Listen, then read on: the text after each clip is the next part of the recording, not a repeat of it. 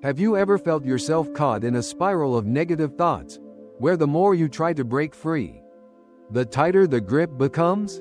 In today's video, I will share with you several profound Buddhist stories. Each one contains a secret to help you recognize, transform, and transcend the negative thought currents weighing down your mind. These are not just ancient teachings. They are practical lessons that can touch your heart right now. If you listen fully, you will discover how to stop the mind from fighting itself, and instead open up a vast space of peace. When a human mind is veiled by negative thoughts, we often feel as if we are caught in a storm with no end. Thoughts come and go, yet they leave scratches on the heart, making us weary, depleted, and prone to losing faith in ourselves. Centuries ago, the Buddha observed this in human consciousness. He taught that the nature of thoughts is like clouds. They may become dense and dark, but they cannot last forever. It is our clinging and resisting that give the dark clouds more power. Thus, throughout the flow of Buddhist teachings, many stories have been passed down, not only to comfort, but to point a path, helping us understand how to face and escape the spiral of disturbed thinking. Each story is a mirror reflecting the soul, taking us from drowning in suffering to drawing near our innate ease. What is miraculous is that these Buddhist stories are not dry philosophical discourses. They are always wrapped in familiar imagery, with simple examples that anyone can see in daily life. A novice monk frustrated by anger, a farmer anxious about his crops, a king tormented by ambition. These are characters you may meet in those tales. Yet from those most ordinary scenarios, the Dharma shines with greatest power. As you hear these stories, you will realize that you are there too. You see yourself in each dialogue, each thought, each step of the character. And from there you will see that the anxieties or negative thought currents you carry are not alone. They have appeared in many minds before yours, and they have been transformed by very simple yet effective methods. In the next part of this video, we will go into each story together. Each one is like a door opening a new perspective, guiding you from the darkness of negative thinking toward the clarity of wisdom. Do not rush to chase away the thoughts that trouble you. Let your mind settle. Let each story flow through you like a cool stream, because when your mind expands, you will see that you do not need to fight negative thoughts. Just understand them, accept them, and they will naturally become harmless. Story 1. The River and the Stone. Once upon a time, in a small temple on a mountainside, there was a young novice who was frequently saddened by negative thoughts that circled in his mind. Whenever he sat in meditation, he was disturbed by memories of his past mistakes, by comparing himself to his peers, and by the fear that he would never attain the realization that his teacher spoke of. He tried many times to dismiss those thoughts, tried to grip his breath tightly so as to forget them, but the more he tried, the more they pulled toward him, pressing him until there was no room in his heart for calm. One day, he went to the abbot, his eyes filled with fatigue, and asked, "Master, though I practice with all my heart, why does my mind remain unrested?" The master looked at him for a while, then led him to a riverside near the temple. On the way, he did not speak, only silently carrying a heavy, round stone. When they reached the bank, he handed the stone to the novice and told him to hold it and step into the flowing water. Surprised, the novice obeyed, embraced the stone, and walked slowly into the river. The water rose gradually, until it reached near his chest. Then he felt the weight of the stone make it hard to keep balance. His legs trembling, his breath panting, he feared he would fall and the stone would drag him down to the riverbed. The master watched from the bank and said, "Let the stone go." The young monk obeyed, opening his hand. The stone dropped, made a small ripple, and sank to the bottom. Immediately his body felt lighter, his breath slowed, and his legs stood firm in the flowing water. A sense of security returned, and he smiled. Then the master spoke. "That stone is your negative thoughts. The more you hold on, the tighter you grip, the more they drag you down and exhaust you. But when you know how to let go, you will see the river still flows. The water remains cool, and your body is no longer bound. The novice looked up at the master, and in his eyes a light seemed to flicker. The master continued, explaining that negative thoughts can never vanish completely. They will always arise like stones in the flow of a river. But the difference lies in what we choose to do with them. If we cling to them, we will be submerged. If we let them go, we will be free. Thoughts have power only when we allow them to grasp us, but when we learn to observe them and let them drift away, they become like ripples on the water's surface, incapable of harming anyone. From that day on, the novice began a new practice. Whenever a negative thought arose, instead of chasing it away or tormenting himself, he quietly breathed and smiled, silently telling himself that it is only a small stone. He would place it down, letting his mind lighten. At first he was awkward. Sometimes he forgot and gripped the imagined stone again. But gradually he realized that letting go made his mind clearer. The lesson from this story is simple yet profound. Every person has stones in their heart. These may be painful memories, comparisons that make us feel inferior, unintentional words that wound us, or nameless fears about the future. If we keep them inside, they grow heavy and pull us down. But if we learn to put them down, even just once, you will feel your heart lighten, your steps steadier. Buddhism teaches that peace does not come from eliminating all thoughts, but from knowing how to let go at the right time. The river will keep flowing, life will continue, and we have the choice not to let a small stone drag us deep into suffering. Story 2. The Mirror and the Dark Room. In an old temple there was a small room at the end of a tiled corridor, where the master would keep things that had not been used for a long time. Every afternoon after chanting, the novice in charge of sweeping would pass by it and always avoid looking inside, because as soon as the wooden door opened a damp odor would rise and thick darkness would pour out, giving him chills. The novice told the master, "Every time I think of that dark room, images of dark thoughts about myself come into my mind. Times I misspoke. A hazy future. Years of practice without advancement. The harder I try not to think of them, the more they flood in." The master listened, but did not hurry to advise. He told him to bring his broom the next day and go to that room with him. That day was cloudy. The temple courtyard had no sunlight. The Bodhi leaves gently fell, and the court was wet with dew as if just washed. The master opened the door, and darkness immediately spilled out like water from a full jar. The novice stood at the threshold, broom handle clutched in his hand, his heart beating fast, his mind beginning to recite familiar sad stories. The master asked what the novice was afraid of. He answered, "I fear the dark, and I fear that my dark thoughts will become real in that darkness." The master nodded, stepped back onto the porch, and took a small oil lamp, lighting the wick. The flame flickered green then yellow, trembling a moment before steadying. He handed the lamp to the novice and told him to bring it into the room. When he stepped over the threshold, the first thing he noticed was that the darkness was no longer as dense as he had imagined. The weak lamp, though faint, revealed corners of the room as its light passed, layers of spider webs, the grain of old wood, dusty chests. The master told him to place the lamp in the center of the room and sit still for a moment. Sitting there, he suddenly realized that darkness has no shape. It is just a space lacking light. His negative thoughts were the same. They seemed to have faces, voices, and power, but in truth they grow only when our heart is absent of attention.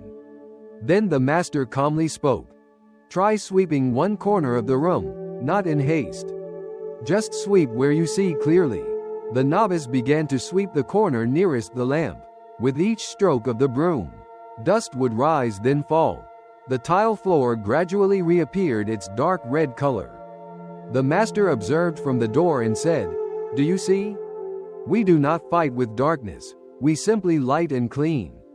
Your mind needs the same. When a negative thought flows in, do not chase it away. Do not scold it.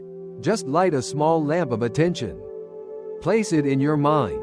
And tidy up where you are. You do not need to clean your whole life in one sitting.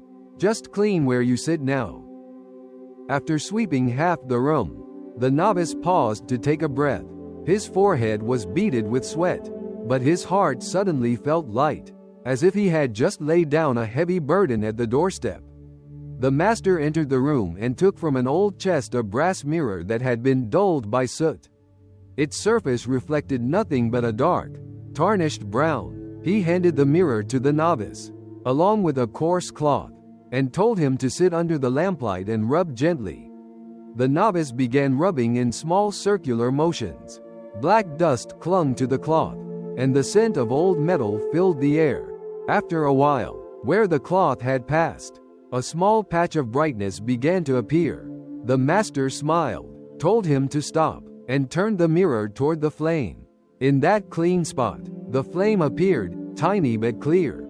The master said, "This is your mind when you practice regularly. The layers of dust are habits of judgment, comparison, and fear. These stains are not the mirror, just as your negative thoughts are not you. Your task is not to destroy the mirror or drive away the darkness. It is to wipe the dust and light the lamp, a little bit each day, and you will see the flame inside more clearly."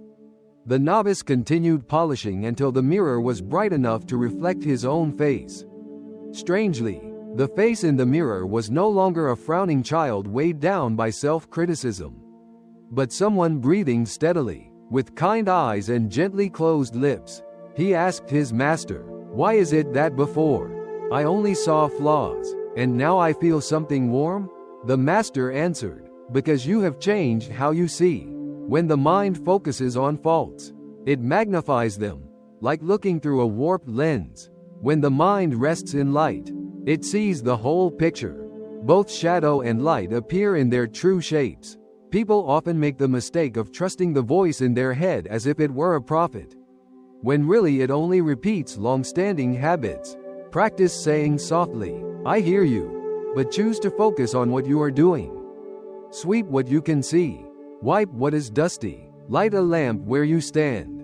This morning it might be one corner of the room, tomorrow a bookshelf, the next day the doorstep. For the mind, today it is the breath. Tomorrow it may be a word of gratitude.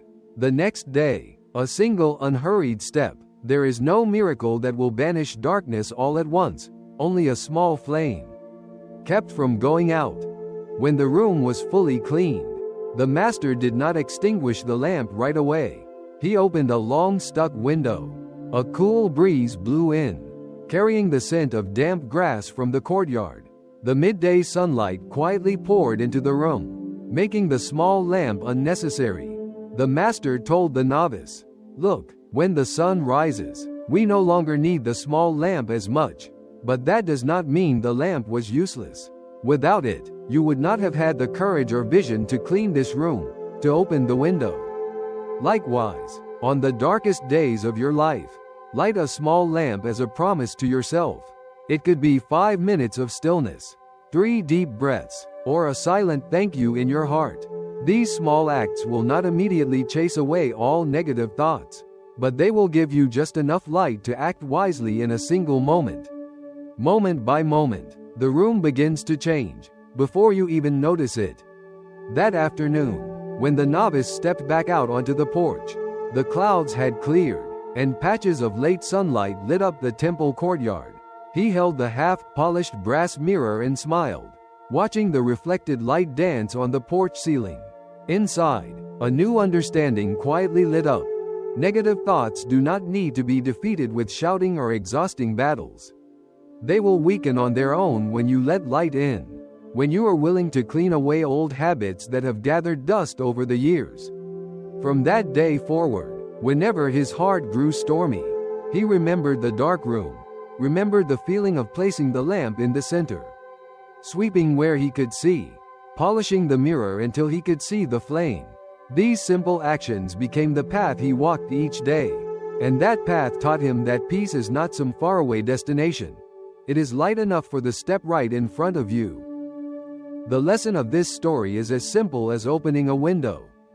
Darkness is not an enemy to destroy, it is merely the absence of light. Negative thoughts do not need to be violently cast out from the mind. All they need is an anchor of attention to show their true form. When we light a lamp of awareness with our breath, a whisper of gratitude, or a small act of compassion, we have enough light to see what to do next. Sweep what you can see. Wipe what you are able. Open the door in front of you. As the inner room gradually brightens, the voices of darkness will retreat to find shelter elsewhere, and you will sit quietly in your own space, knowing that light does not need to be loud to be present. The novice listened and noticed something curious. Just by pouring away that first portion, just by taking 3 more breaths, just by changing a small detail in the way he brewed, the whole pot of tea suddenly changed. Then he saw clearly something he had long overlooked. The mind is not a factory that produces only one flavor. It is a teapot with many layers. If we are impatient, we only taste the surface, then hastily conclude that life is only bitterness. If we know how to wait, know how to pour away the first part, know how to add a new infusion, the fragrance will emerge. The master told him that in his youth he too often struggled under that first bitter layer. He once wanted to quit, thinking he lacked the natural bent for practice. One day he met an old monk in a hermitage atop a hill. The elder did not preach at length. He just handed the younger monk an old cracked teapot and told him to brew and pour successively 5 times. The first pour was bitter, the second milder, the third pleasantly sweet, the fourth deeply fragrant, the fifth clear like spring water. He said that one's life might not allow tasting all 5 pours in one sitting, but every day one can brew again as long as there is fire and water. The fire is the small will to return. The water is the faith that there is fragrance in the leaves and peace in the mind. From that day forward, the novice changed his habit. Each time a self-blaming thought arose, he treated it as the first pour and poured it off by naming it precisely. I am hearing fear because I do not want to be criticized. Pour it off. I am hearing comparison because I forgot the value of small learning. Pour it off. I am hearing a dark forecast because the evidence is missing. Pour it off. Then he added fresh water by doing one small real action. Rinse the pot with hot water. Rearrange coals. Write down 3 lessons learned about the previous brew. Ask a friend to help tune the fire. Surprisingly, after a few weeks, the temple kitchen, which had been a place that triggered his sense of failure, became his favorite place to stand. The smell of boiling water, the crackle of the coals, the thin wisps of steam rising in white trails, all became companions. Each morning, by brewing a pot of tea, he learned how to brew a new day for his mind. Some days the flavor was still bitter, but he knew that was only the first layer. And he knew he could pour it off without shame. One afternoon a traveling visitor came to the temple requesting a cup of water. He was a man who had journeyed long, his eyes darkened by lack of sleep, his hand trembling slightly as though carrying a long fatigue. The novice invited him to sit, built the fire, brewed tea. The visitor said that lately his mind felt as if an infinite caravan of ants were crawling, nothing but negative thoughts. Whatever he did felt wrong. Remembering the past was sad, imagining the future caused fear. The novice did not lecture much. He presented the first cup and asked him to taste it. The visitor frowned. Bitter. The novice smiled, poured off what remained in the pot, added fresh water, and waited. He offered the second cup. The man was surprised. Milder. The novice told him to hold patience. Wait a little longer, then taste a third time. This time he set the cup down, looked into the steam, and his eyes softened. He asked no more, only took a deep breath. The novice said that in his mind he could brew the same way. You do not have to fight negative thoughts. Just recognize the first layer and let it pass. Then brew a new infusion of a small kind act to yourself. The man joined his palms and thanked him. He said he understood what he needed to do tonight, not to defeat all the ants, but to pour off the first cup and stand up to open the window for the breeze to enter the room. As the late afternoon sun dropped, the master and the novice sat quietly, listening to the evening birdsong. In front of them was the nearly empty teapot. The lingering flavor still remained sweet at the base of the tongue. The master said that the hardest thing is not to make life only sweet. The hardest is to remember that the first bitterness does not define the whole pot. Every person has the right to brew again with a fresh infusion, and that infusion is often a very small but rightly directed action. Place a hand on the chest and breathe 5 slow breaths. Write one short honest sentence about what you fear. Message a trusted friend to borrow another view. Set an alarm for 15 minutes of focus. These small infusions will not change the world immediately, but they will allow the fragrance in the leaves to gradually emerge. When the fragrance manifests, the drinker will trust the first bitterness less. The lesson of the story, Bitter Tea and the New Infusion, is that when facing negative thoughts, we do not need to prove them wrong, nor hastily swallow them as truth. Let the first layer pour off with gentle recognition, without self-condemnation. Brew a new infusion with one concrete small action you can actually do now.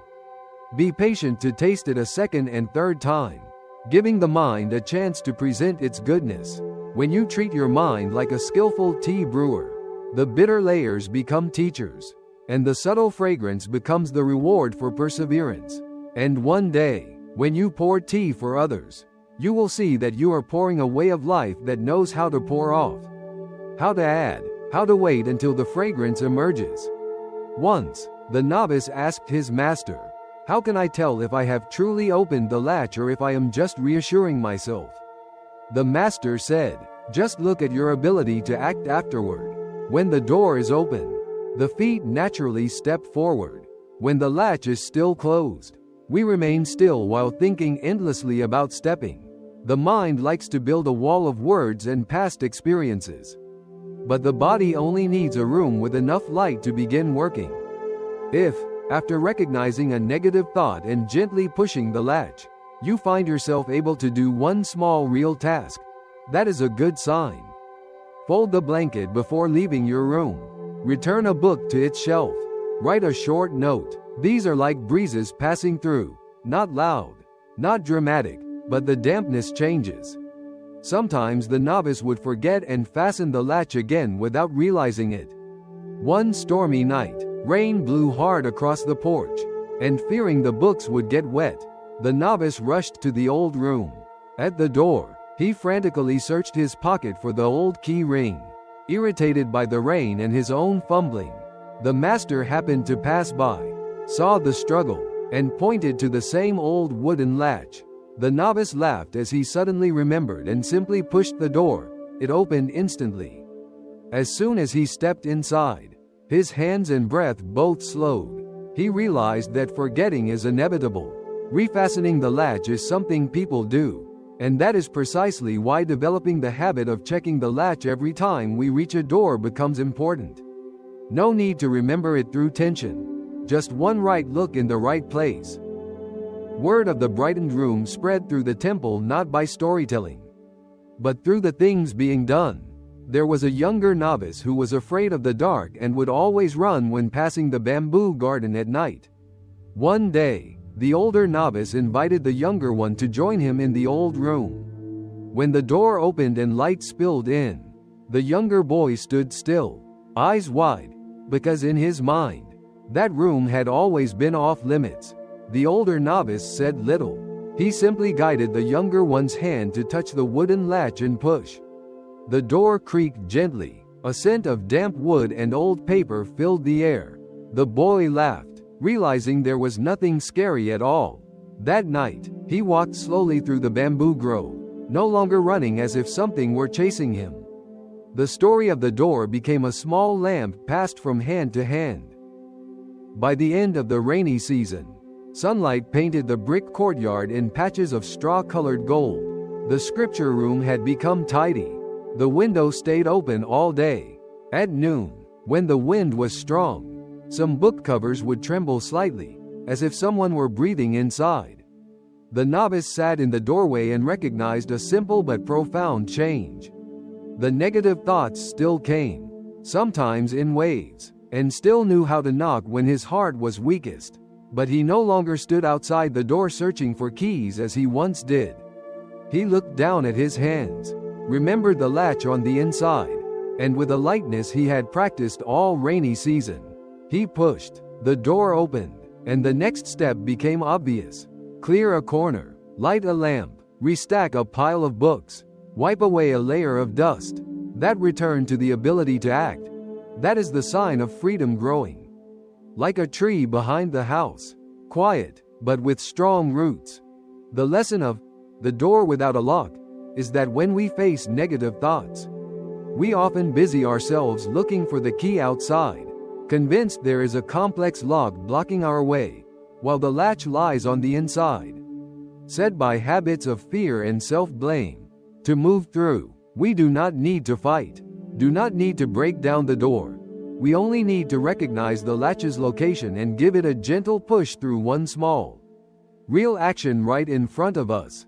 Once the door opens, the light and wind will do the rest, and we will find ourselves stepping in, sitting down, cleaning up, and carrying on. Peace, then, is not a firework that explodes in the mind. It is a door that opens at the right moment, allowing us to do the right thing on a very ordinary day. Story 5. The Garden of Weeds and the Patient Hands. Behind the temple, there was a small plot of land that had once been used by the senior monks to grow herbs. After many seasons of sun and rain, the land had been left untended. Weeds grew thick and tangled, their stems slender but strong, their roots gripping deep into the moist soil. Every time the novice walked past, he felt a wave of discomfort.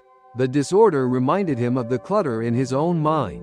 Some days, even a single careless comment from someone could darken his whole afternoon. Negative thoughts would sprout like clusters of weeds, overtaking the good seeds he had tried so hard to plant.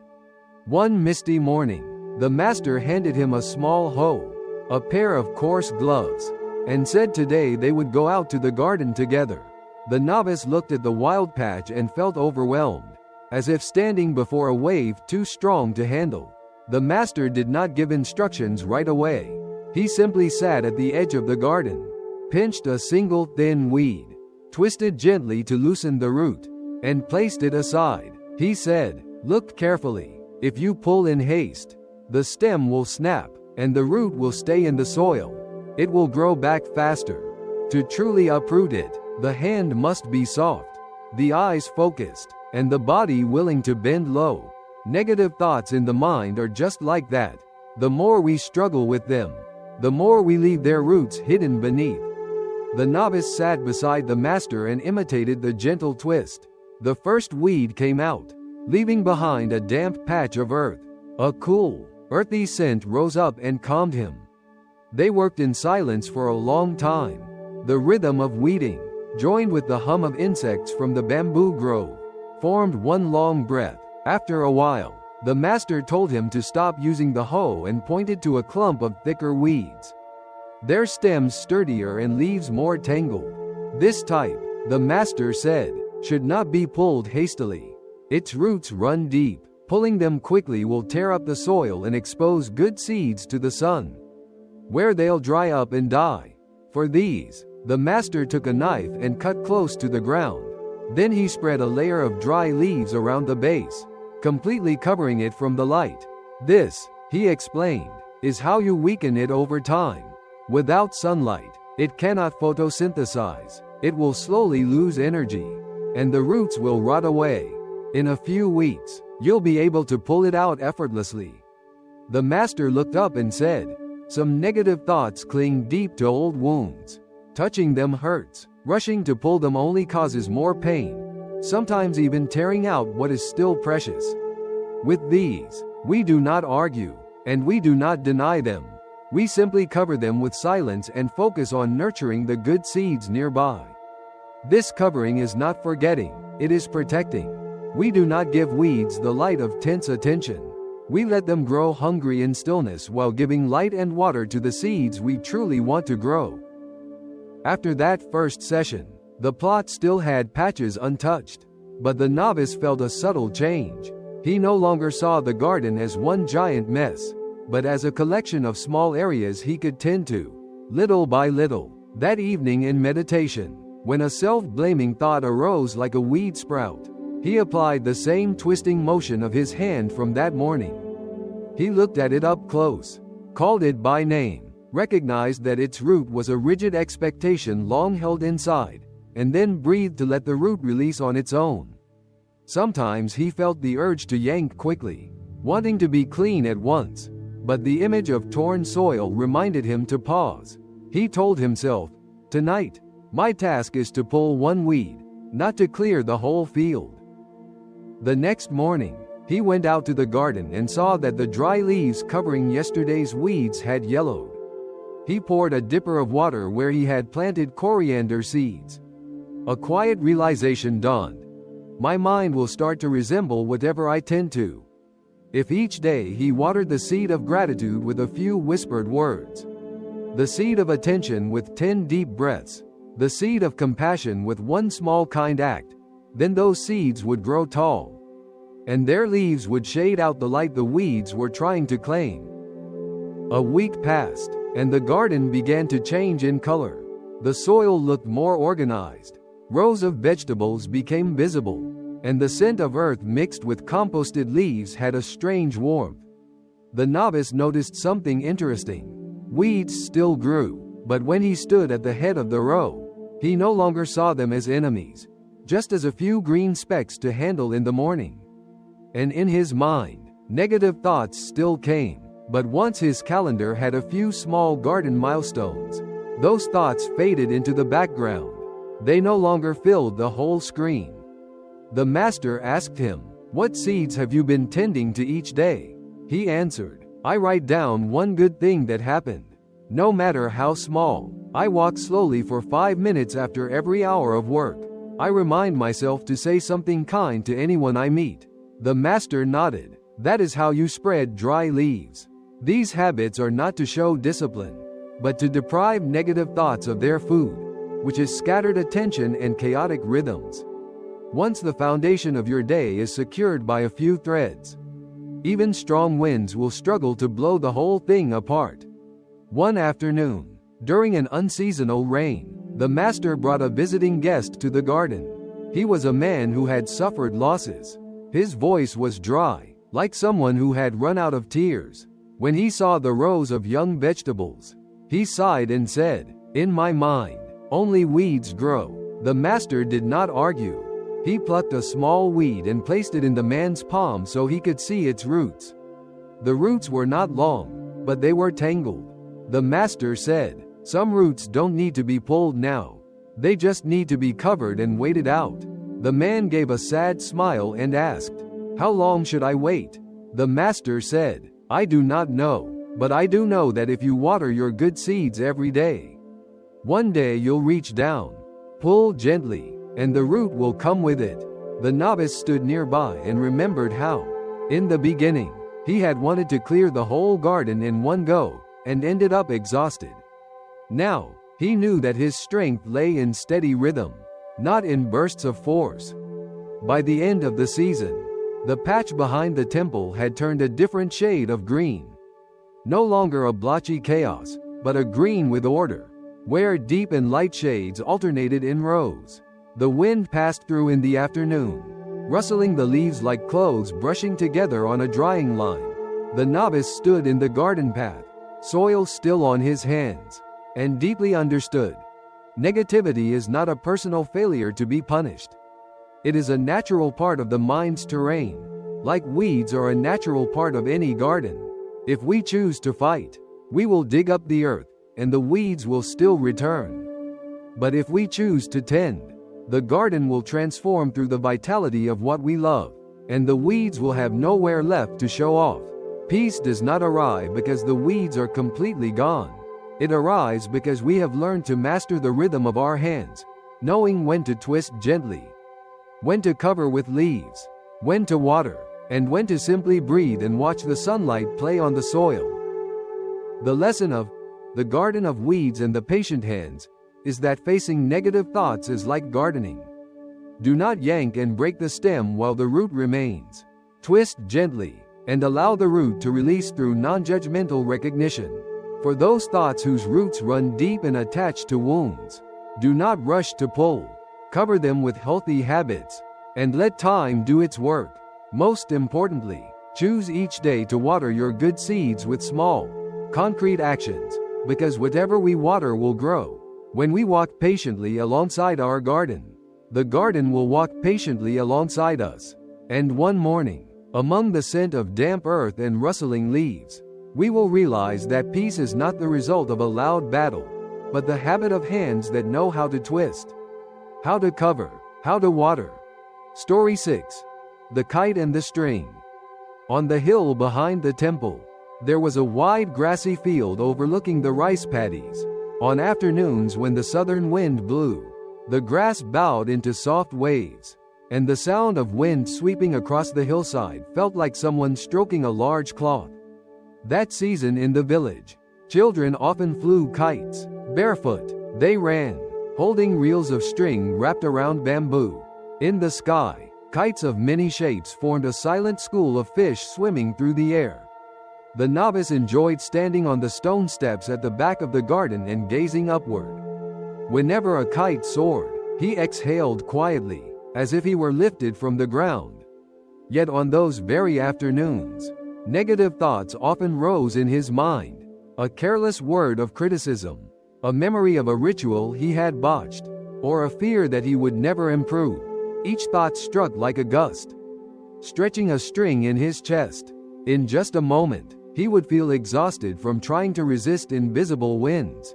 One day, the master invited him to climb the hill early, carrying a freshly made paper kite. Morning dew still clung. The kite lay upside down on the grass, like a giant leaf. The master told him to hold the spool of string and stand with his back to the wind. He ran a few steps to launch the kite. It wavered briefly, then caught a wind current. The kite stretched outward. The paper barked softly like cloth in the wind.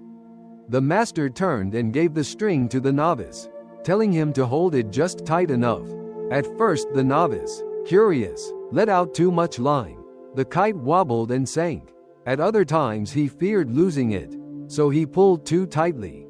The kite jerked and fell. The master standing behind said, "A kite flies by the wind and by the string. Remove one, and the kite is not a kite. The wind is the changes of your day, both praise and criticism, favorable and unfavorable. The kite does not hate the wind, nor does it cling to it. It accepts the wind as a necessary condition. The string is your mindfulness and healthy boundary. It does not bind, but gives shape. It teaches the kite where to go, when to let out, and when to hold. If you believe freedom means breaking the string, the kite will fall. If you believe peace means no wind, the kite will not fly. True peace is knowing how to use the string wisely amid the wind." The two stood in the wind for a long time. The novice learned the rhythm of letting out and pulling in. When a strong gust surged, he did not yank abruptly. He lowered the spool, giving slack, letting the kite drift with the wind for a large loop, then gradually pulled back. When the wind was weak, he stepped backward to generate relative wind, and the kite slowly regained altitude. The master said, "Each jerk in the line is a negative thought trying to drag your mind. If you react by pulling sharply, the string will snap. If you let go entirely, the kite will droop. The method is to exhale long so the line slackens. Name the gust correctly, and reorient by a landmark on the ground." Then he pointed to the foot of the hill, where a lone dead tree stood among the paddies. The master taught the novice, "Whenever wind shifts, look to that tree as a reference, and aim to keep the line within a stable angle. In the mind, the reference is a short phrase you have chosen about what you wish to preserve: gratitude, kindness, honesty. Whether wind brings praise or blame, success or struggle, fatigue or strength, look to that anchor to guide how much line to take in or let out. In time, your hand will learn the right force.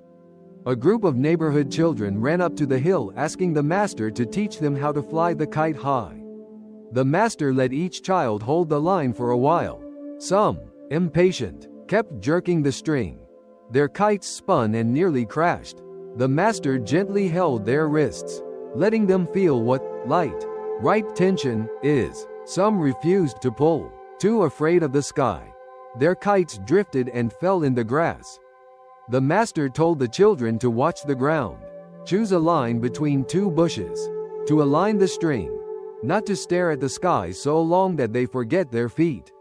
The novice stood nearby and realized this was a lesson for himself. When his mind is full of negative thoughts, he often stares upward into skies of assumptions and imaginations, forgetting the grounding landmarks of what is present. From that day, he practiced placing small anchors in his daily routine. Before entering the meditation hall, he touches the doorway frame and whispers, "I choose to keep calm." Before boiling water, he places a hand on his chest and says, "I choose to slow down." Before responding to someone, he plants his feet side by side and thinks, "I choose to speak truthfully." These short phrases are like the dead tree in the field. When wind comes, look to them, and let the line steady. One day the wind shifted suddenly without warning, like a change in the mind. At noon, with the sun blazing, clouds formed in the west and a whirlwind rose on the hill. The novice's kite, flying high, trembled. The string strained as if about to snap. He remembered the master's lesson. He did not resist the swirl with brute force. Instead, he lowered his body, let out slack, allowing the kite to loop with the wind, then gently pulled it back. His heart pounded at first, but through that looping arc it calmed. When the kite steadied, he felt a wider space open in his chest. He understood that the breath is how one gives slack to the line, and the reference point is what draws it back. Negative thoughts will swirl like gusts, but with the skill of the string, we need not fall. As evening approached, the sun painted a long orange streak across the fields. The master told the novice to reel in the string. When the spool rested in his hand, the master did not pack the kite away immediately. He sat slowly in the grass and spoke in slow cadence. He told how in younger days he believed peace came when the sky was still and the kite motionless. He waited for so long that the sky never stayed calm. When winds came, he blamed himself for lacking skill. Until one day he met an old man flying a kite at the village's edge. The wind was erratic, shifting, swirling, but the old man's kite remained steady. Approaching, he saw the man's hand moving quietly. No jerks, only subtle adjustments and footwork. The old man said, "The sky gives wind freely. No one commands it. The kite flyer can only learn the rhythm of the string and the rhythm of the feet." From that day the master abandoned waiting for perfect sky. He learned to stand in the wind. When the master finished, the novice felt a pebble drop in his heart, forming calm ripples. In the following days, the novice applied the lesson of the string to everything. When a harsh thought rose at dawn, "Your words yesterday were clumsy," he exhaled to slacken the string, placed his hand on the table, and rewrote a more honest sentence. "I stumbled, but I tried to listen." When comparison arose during work, "Others are better," he looked to his anchor, slowed a step, and completed what was before him well. When evening fatigue came and dark predictions gathered, he walked slowly around the courtyard 2 rounds, like walking on the hill to create relative wind, giving his mind a little lift with steady steps. Each time he recognized something simple that negativity's arrows make us forget. The body is the ally of the mind. The hands know how to pull the line just enough. The feet know how to walk each step. The lungs know how to release tension. When the body moves in rhythm, the mind has fewer chances to get caught in a spiral. By season's end, the paper kite's edges were frayed, but the string grew smoother and stronger. The novice sat on the porch, gently stroking the spool warmed by sunlight, and realized a deeper meaning of freedom.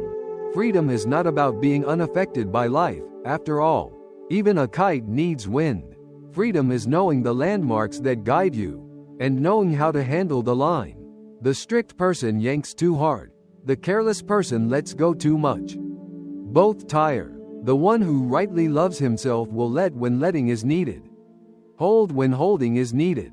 Shift stance when the wind changes. And always remember, the line is tied to your hand, not to the noise above. That night, before sleep, he placed the spool on the shelf and whispered a very short phrase. "Tomorrow I will keep gratitude." That small phrase was like the dead tree in the field, no ornament, but enduring. The lesson of The Kite and the String is, facing negative thoughts is not about wishing for a windless sky, nor about cutting all ties. Accept wind as natural. Use the string of mindful awareness and healthy limits to shape your life. When wind strengthens, exhale to reduce tension. Name the gust precisely, and look to your chosen landmark to reel back gently. When wind is weak, step forward to create rhythm. Let enough, hold enough, and trust your hands learning this dance. When you know how to handle the string rightly, the kite will fly in many winds, and the mind will discover a peace no longer dependent on sky's calm, but born from your own careful skill. Story 7. The Cracked Bell and the Tone Just Enough. On the western roof of the temple, a large bronze bell was hung. In every season, the bell would be cleaned with a warm cloth to prevent wind salt buildup, and the pull rope was replaced periodically so that on important ceremonies its sound would carry far. One day people discovered a fine hairline crack running diagonally across the bell's body, from the rim down toward the mouth. From the moment the novice learned of it, he was assigned to sweep the area around the bell's porch, but he felt burdened inside. Every time he looked at that crack, a whisper seemed to arise in his mind. A cracked object is worthless. Someone who errs may never become good. A mind with a scar can never truly be at peace. These thoughts crept in even while he brewed tea, walked, or chanted. They clung like the smell of bronze on his hands after touching the bell. One misty morning, the master called him up to the bell tower. Without speaking of the crack, the master asked the novice to wipe dust from the roof tiles down to the lattice, then to step back and observe the bell under the pale dawn light. The master handed the novice a wooden mallet and told him to strike a soft tone. The bell rang, not loud, but deep and even, like a round ripple spreading over water. Then the master told him to strike again, this time near the crack. The novice obeyed, and to his surprise the sound did not shatter or crack. Instead it had a husky warmth, like someone reciting a slow line after having lived through many seasons of wind. The master put down the mallet and told a story. Long ago there was a coastal temple whose bell had a similar fine crack. Many people urged they recast the bell, but an elder monk advised adjusting the striking method and timing instead. They stopped striking during noisy hours, and waited for moments when the sea was calmer, when dew still covered rooftops, when the village was just waking or just slipping into sleep. At important hours, the striker would choose a slightly different position so the crack was not stressed, and strike with even, moderate force. Strangely, that bell's sound traveled farther, not because it was louder, but because listeners were more receptive to it. The master paused and then asked the novice whether he heard anything in the two strikes. The novice nodded, admitting that while different, the second tone was warm and gentler on the ear, like the crack filtered out the harshness of the sound. The master said sometimes a crack is not meant to destroy tone, but to teach the striker the right force, and to teach the listener how to listen. In the days following, the master let the novice practice striking the bell each early dawn. Before pulling the rope, the novice placed his hand on the bell's surface, sensing the cold, slightly damp bronze, like touching a stone older than himself. He stood in a slight tilt so his eyes could see both the crack and the courtyard below. He relaxed his shoulders, exhaled, and struck. The bell's tone flowed across the tiled court, down the dirt paths to the paddies, threading through bamboo groves, becoming a hush just sufficient in the ears of the listeners. The novice perceived the bell's voice as a gentle guest on first strike, another time as a thin wisp of smoke slipping by, another as a heartbeat touching another heartbeat. In the silence after each ring, he noticed that the familiar negative thoughts softened, almost as if his hand holding the wooden mallet needed no reason to strike anything else but the bell before him. He began to see that orienting the mind is not about forbidding thought, but giving it a proper task at the right moment, when the hand strikes in tandem with breath, when the ear listens to the reverberation until it fully fades. Self-accusations lose their ground. One afternoon, storm clouds gathered, the wind whipped across the bell tower, bamboo blinds rattled. The novice stood looking at the crack, and suddenly saw himself. In his adolescence he once told a lie. Afterwards came months of self-blame, and a habit of doubting himself whenever the truth needed to be spoken. That scar was like the crack in the bell, unseen by others. But every time he struck some normal matter, it echoed into shame. He asked his master how to mend the bell. The master replied that some cracks in bronze need not be welded. Hasty welding may warp the bell, and the tone may shift. What is needed is to change where one strikes. Change when one strikes. Change how one listens. With people, too, some wounds do not demand instant verdicts that you are broken. What is needed is changing how we hear the voices in our mind, changing the strength with which we speak, and changing the timing for important work so that we speak in a calmer state. The master shared that in his youth he had tried hastily to fix all his weaknesses, to promise grand things, and the voice in his head always rang harshly, as if metal struck in the wrong place. Until one year he fell ill, his voice became hoarse, and he could not chant loudly. He was forced to chant softly but steadily, and he discovered that the gentle voice penetrated more deeply to listeners. When recovered, he preserved that low chant. From then on, he no longer condemned his own hoarseness. The novice applied this insight in daily life. When apologizing, he would choose a moment when the listener was less hurried. Speak slowly and softly. Use short and sincere words, like striking the body of the bell so as not to stress the crack.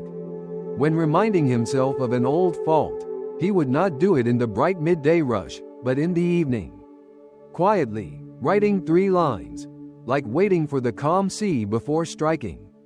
When forming a new habit, he did not devise flashy plans, but chose moderate, steady effort. Just enough each day, like a striker learning to use just the right force. Gradually, the negative thoughts weakened, not because they vanished, but because the novice learned a different way to listen to himself. The harsh internal jeers became faint reminders in the background, and the present task before him stood out clearly, like the bell surface following a cloth wipe. One morning the village held a funeral. The family asked to ring the bell in its farewell. The master gave the rope to the novice. Dawn was still cool. The novice struck 3 rings. Each tone seemed to lift some burden. The mourners stood silently, an elder with folded hands, a child gazing upward at the high porch. When the final tone faded, the novice suddenly understood more about sound and intention. The bell does not erase sorrow. It gives sorrow a shape, less chaotic, enough for those grieving to set it down briefly. The mind, when it knows how to strike in rhythm, likewise does not banish negativity, but gives it a just shape so we can carry it without collapsing. From this understanding, the novice no longer hoped for a day with no bad thoughts.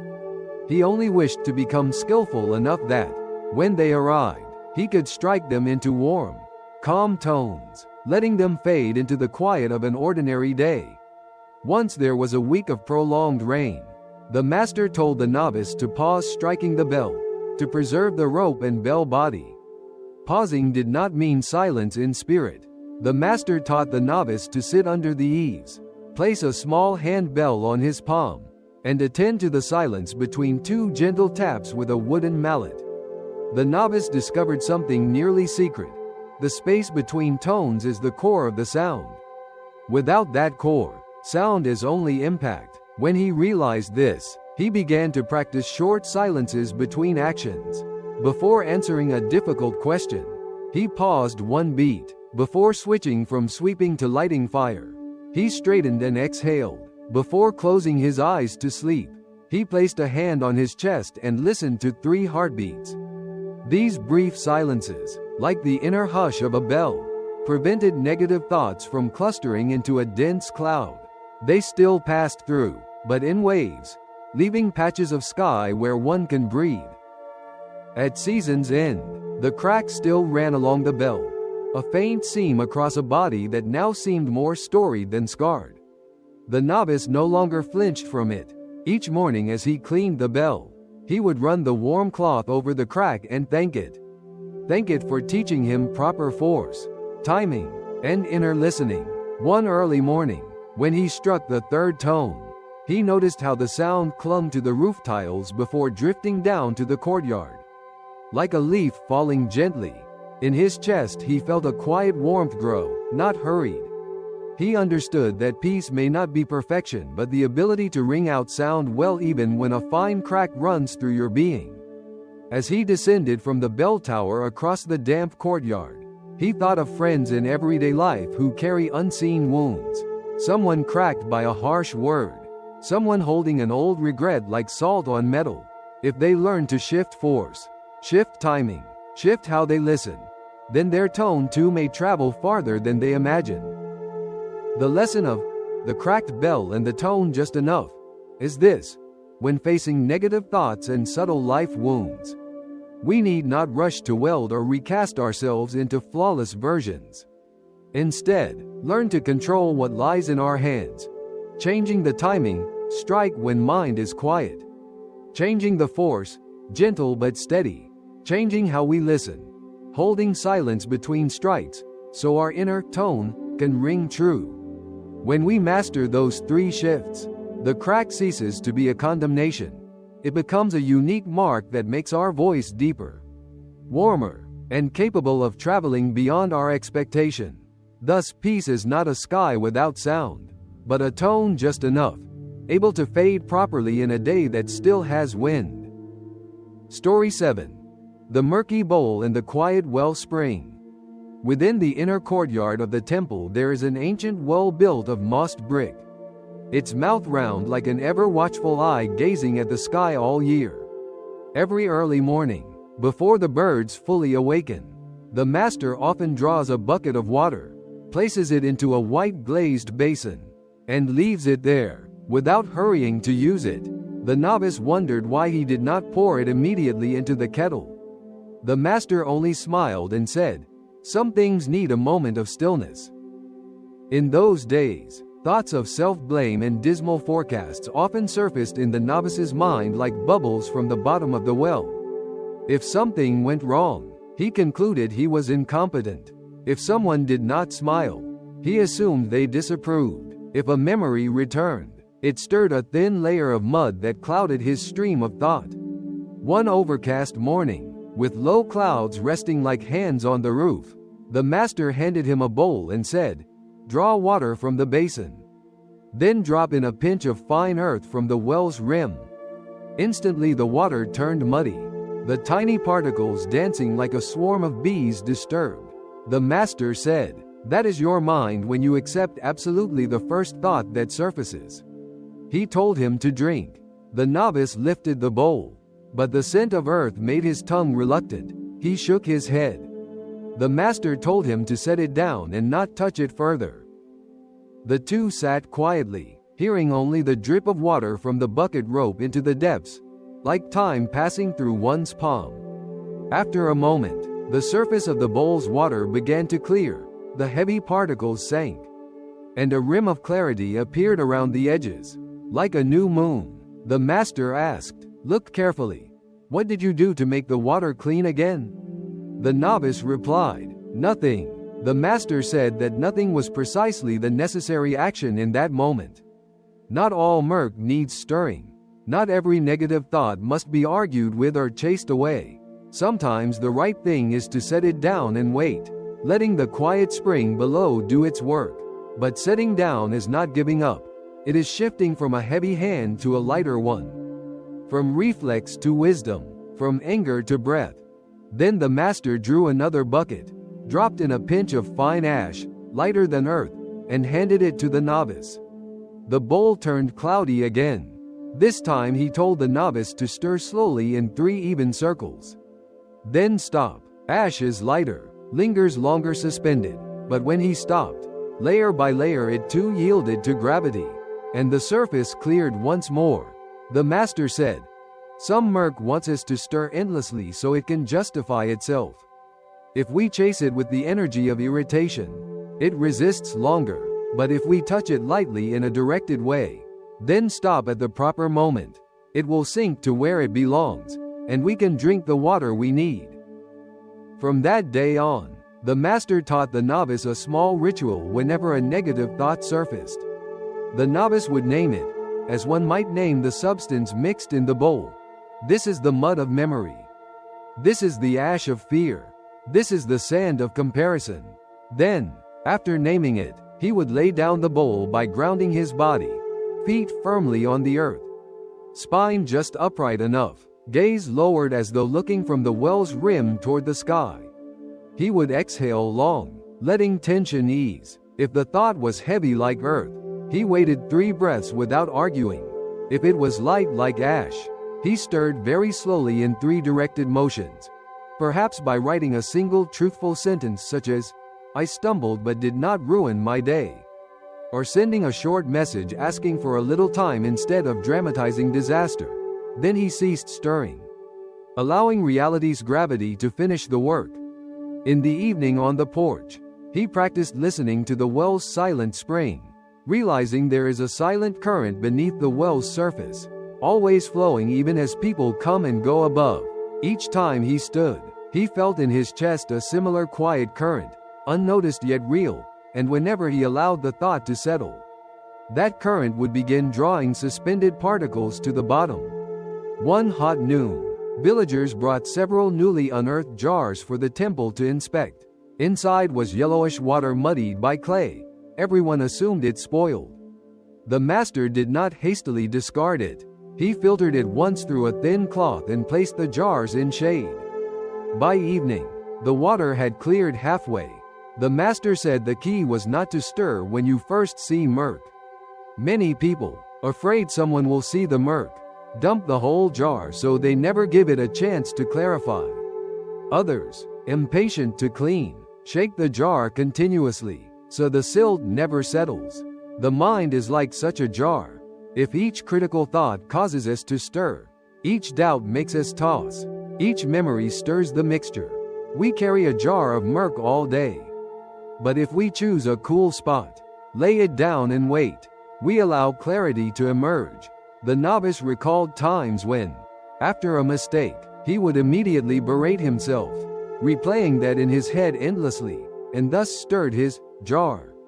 From then on, he practiced seeking a calm place during the day, perhaps a corner in shade, or a few steps outdoors, or 3 breaths with eyes closed when words cut him. Interestingly, just 3 breaths would change the surface enough to let him say something that would not ruin the afternoon. One day he asked his master, "What if water never clears?"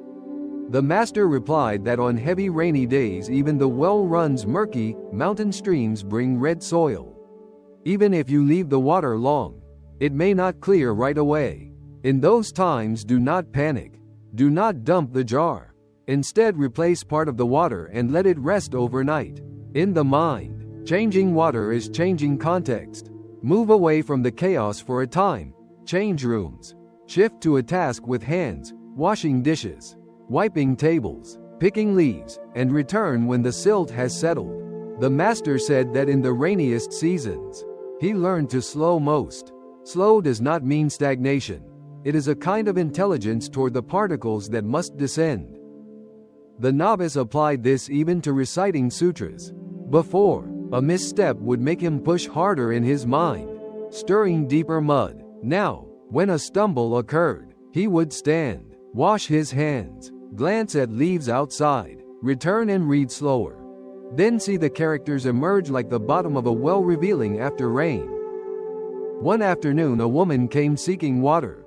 her eyes hollow, her hand trembling as from a long night. She said her mind was full of self-accusations she could not chase away. The master ladled her a bowl from the basin that had just rested a while. Some fine sediment remained at the bottom. He told her to examine it. Sediment does not mean the water is undrinkable.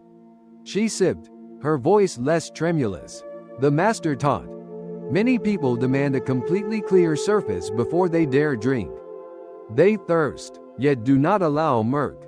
The mind is similar. Some days a few grains of doubt remain at the bottom, but if the surface is clear enough to see the sky reflected, you can live and work in it. You needn't demand an absolute purity to act rightly. You just need to know when to stir, when to set down, when to replace part of the mixture, and when to wait overnight. By late summer the well remained, the basin remained, and the early mornings remained still. Now the novice draws water differently. He no longer hurries to pour it as if proving his efficiency. Instead, he sets the bowl down for extra breaths, letting his gaze sink through the surface to the very bottom and then look upward to the clouds. Amazingly, negative thoughts that once leapt into midday began losing their habit of crowding in. Whenever they surfaced, he named their substance, chose whether to stir, set, replace, or wait, then turned to the task before him once the bowl surface was clear enough to see his own hand. At night before sleep, he places a cup of water by the window so that morning he may see its clarity and remember how he lived the day. Some mornings the cup remains faintly cloudy, but he no longer self-condemns. He smiles, thinking last night's wind stirred it. Tomorrow he will wait a little longer. The lesson of the murky bowl and the quiet wellspring is that when facing negative thoughts, do not break the bowl or forbid the wind that stirs it. Rather understand the nature of murk and the nature of stillness. Name the sediment that rises. Choose the action suited to it. Stir slowly and stop, or set it down in a grounded posture, or replace the surrounding context and rest overnight. Do not demand an absolutely clear surface before you dare act. Find clarity just enough for doing what is right. When you trust that a quiet current flows beneath, you become less fearful of the clouds that stir above, and in an ordinary day, you may come to touch peace, not because your mind was never muddied, but because it has learned to return to clarity each time it was stirred. Story 8. The Mooring Line and the Waiting Dock. In the downstream village of the river there was an old wooden dock nestled under two ancient banyan trees. In flood season the dock was often slippery, the wood dark and mossy. In the cold wind season it cracked and creaked whenever someone stepped on it.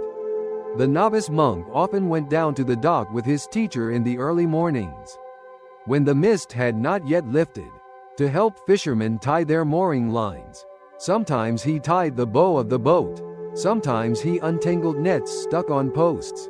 In those days negative thoughts would rise in his mind like waves. If a small thing went wrong, the whole day he felt carried away by water. When asked a difficult question, he would suddenly hear a voice in his mind saying he was doomed to fail. When he recalled a misstep, he would immediately judge himself clumsy. He tried to push those thoughts away like someone trying to shovel water off a boat, but the more he tried the more exhausted he felt. One winter morning, with the river surface the color of lead, the teacher gave him a new mooring rope braided from hemp, and said, "Some days the water will rise. Some days the wind will rage.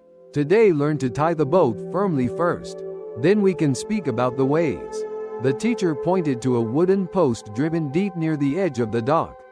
Next to it a dark-hulled boat had just pulled alongside. The teacher taught him to loop the rope around the post in a large coil. Then fasten a simple knot that holds firmly. He then stepped back and told the novice to try to push the bow of the boat.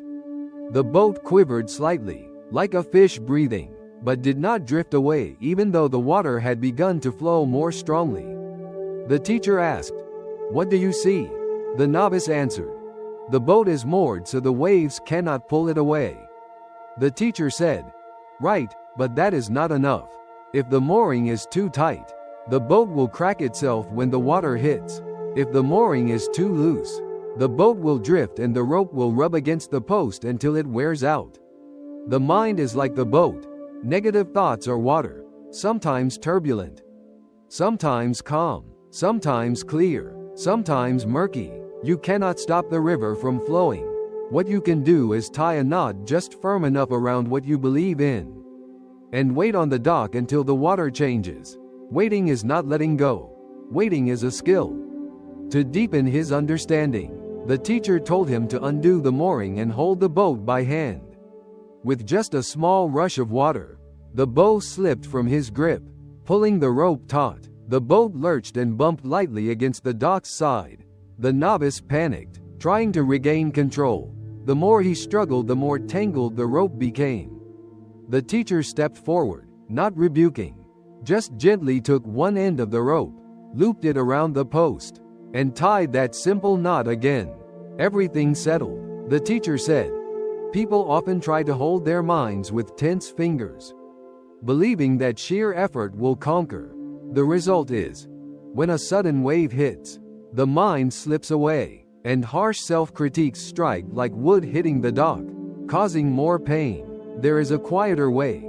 Use the mooring rope of a wholesome habit you have pre-chosen.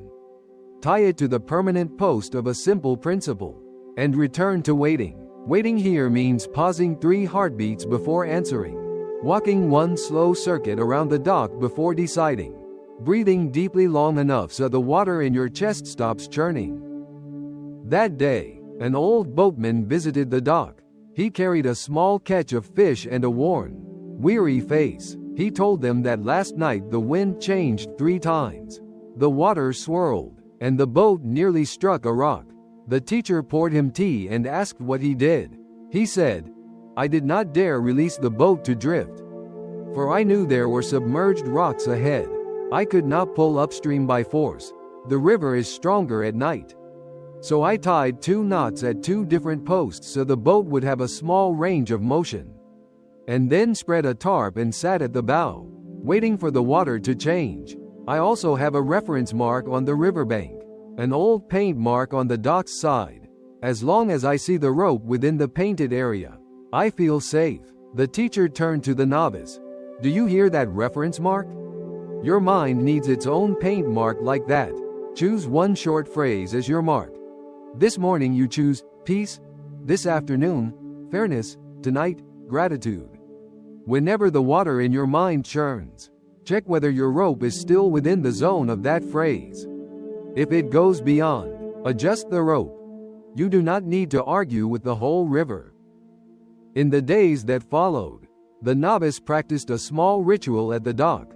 Before taking the rope, he placed his hand on the wooden post for a breath to sense its rough surface, as though confirming to his body that he is here now.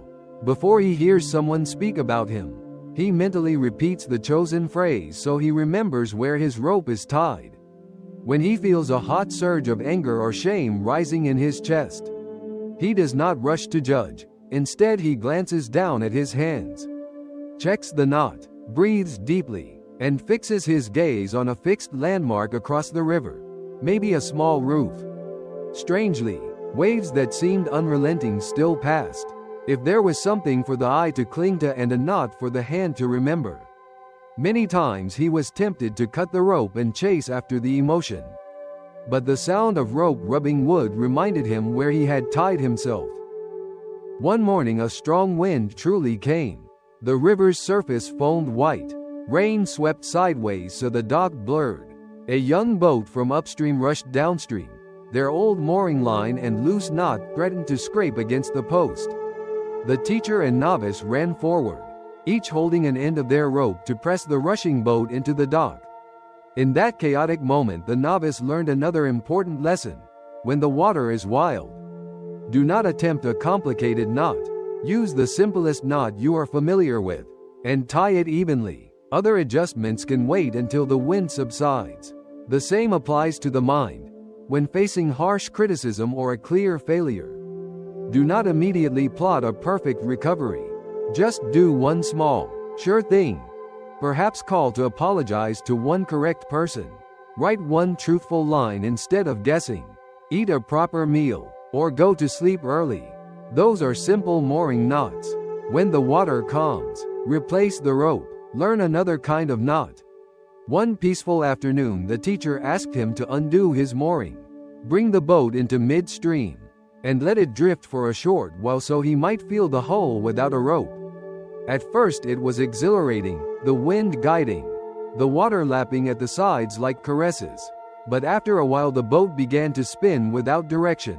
The boat turned toward the reeds, then back to the middle. He felt in his belly a sense of being lost. The teacher told him to release a secondary rope. Tie it lightly to a small floating buoy. Instantly the boat had a point to rotate around smoothly. The teacher said, "Sometimes you think freedom is abandoning all standards and limits. But without a point of support you will be led by water. That support does not bind you. It gives you an axis to pivot on when direction changes." A simple principle, like speaking truth, showing up on time, or not speaking while angry, can be your buoy in a day full of bad news. That way negative thoughts stop rocking you. The novice brought the lesson ashore into daily life. While working and hearing that inner voice saying he is not good enough, he mentally asks, "Is that phrase backed by evidence? Or is it just swirling water?" Then he returns to his reference, the small task before him, and ties another knot by finishing an easy item. When someone gives him excessive praise, he looks toward the post and reminds himself to keep the rope within the zone of his phrase, fairness. Because praise is also a kind of water. If the rope expands too far, the boat will slam into the dock later. At night, when dark forecasts gather, he chooses a task that brings his body back to the dock. Sits and listens to the water, walking slowly along the bank until breath and water align. Many nights like this taught him that the river's water has its own schedule, and the keeper of the boat has his. Those two schedules can coexist if you know where to tie your rope. Towards the end of the flood season, the wooden dock was still the same. The wooden posts wore a few more tracks, and the hemp rope felt softer and lay neatly in his hand. He realized negative thoughts never entirely vanish. They are like tides rising and falling by the moon. What changed was the skill of the mooring keeper. He now knows how to choose the right post instead of scrambling for any place to tie. He knows how to tie with a simple yet secure knot instead of elaborate tangles. He knows how to wait on the dock when needed, instead of jumping into the river and lamenting. Most importantly, he knows not to blame the river. It is a river. It must flow. Not to blame the boat. It is a boat. It must rock, and not to blame himself. He is human. Sometimes weak. One late afternoon, he sat on the dock watching the bow lightly tap the water like a small nod. His heart nodded in return, and he felt a peace that did not demand the river to stand still. The lesson of the mooring line and the waiting dock is, when facing negative thoughts, you do not need to try to reform the entire river of life. You just need to practice the art of tying your boat. Have a few permanent posts in mind, simple, kind principles. Practice a few mooring knots just firm enough. Small actions you can take right away. Choose a reference phrase each session so you know which zone your rope is in. When the water surges, hold a simple, even knot. When the water is still, adjust the rope and replace it if better. And when it is too difficult, stand on the dock and wait, letting time's water do part of the work. If you know how to moor correctly, the boat still rocks but does not drift, and the mind still feels the wind but is not driven by it. Story 9. The mortar, the pestle, and the winnowing tray.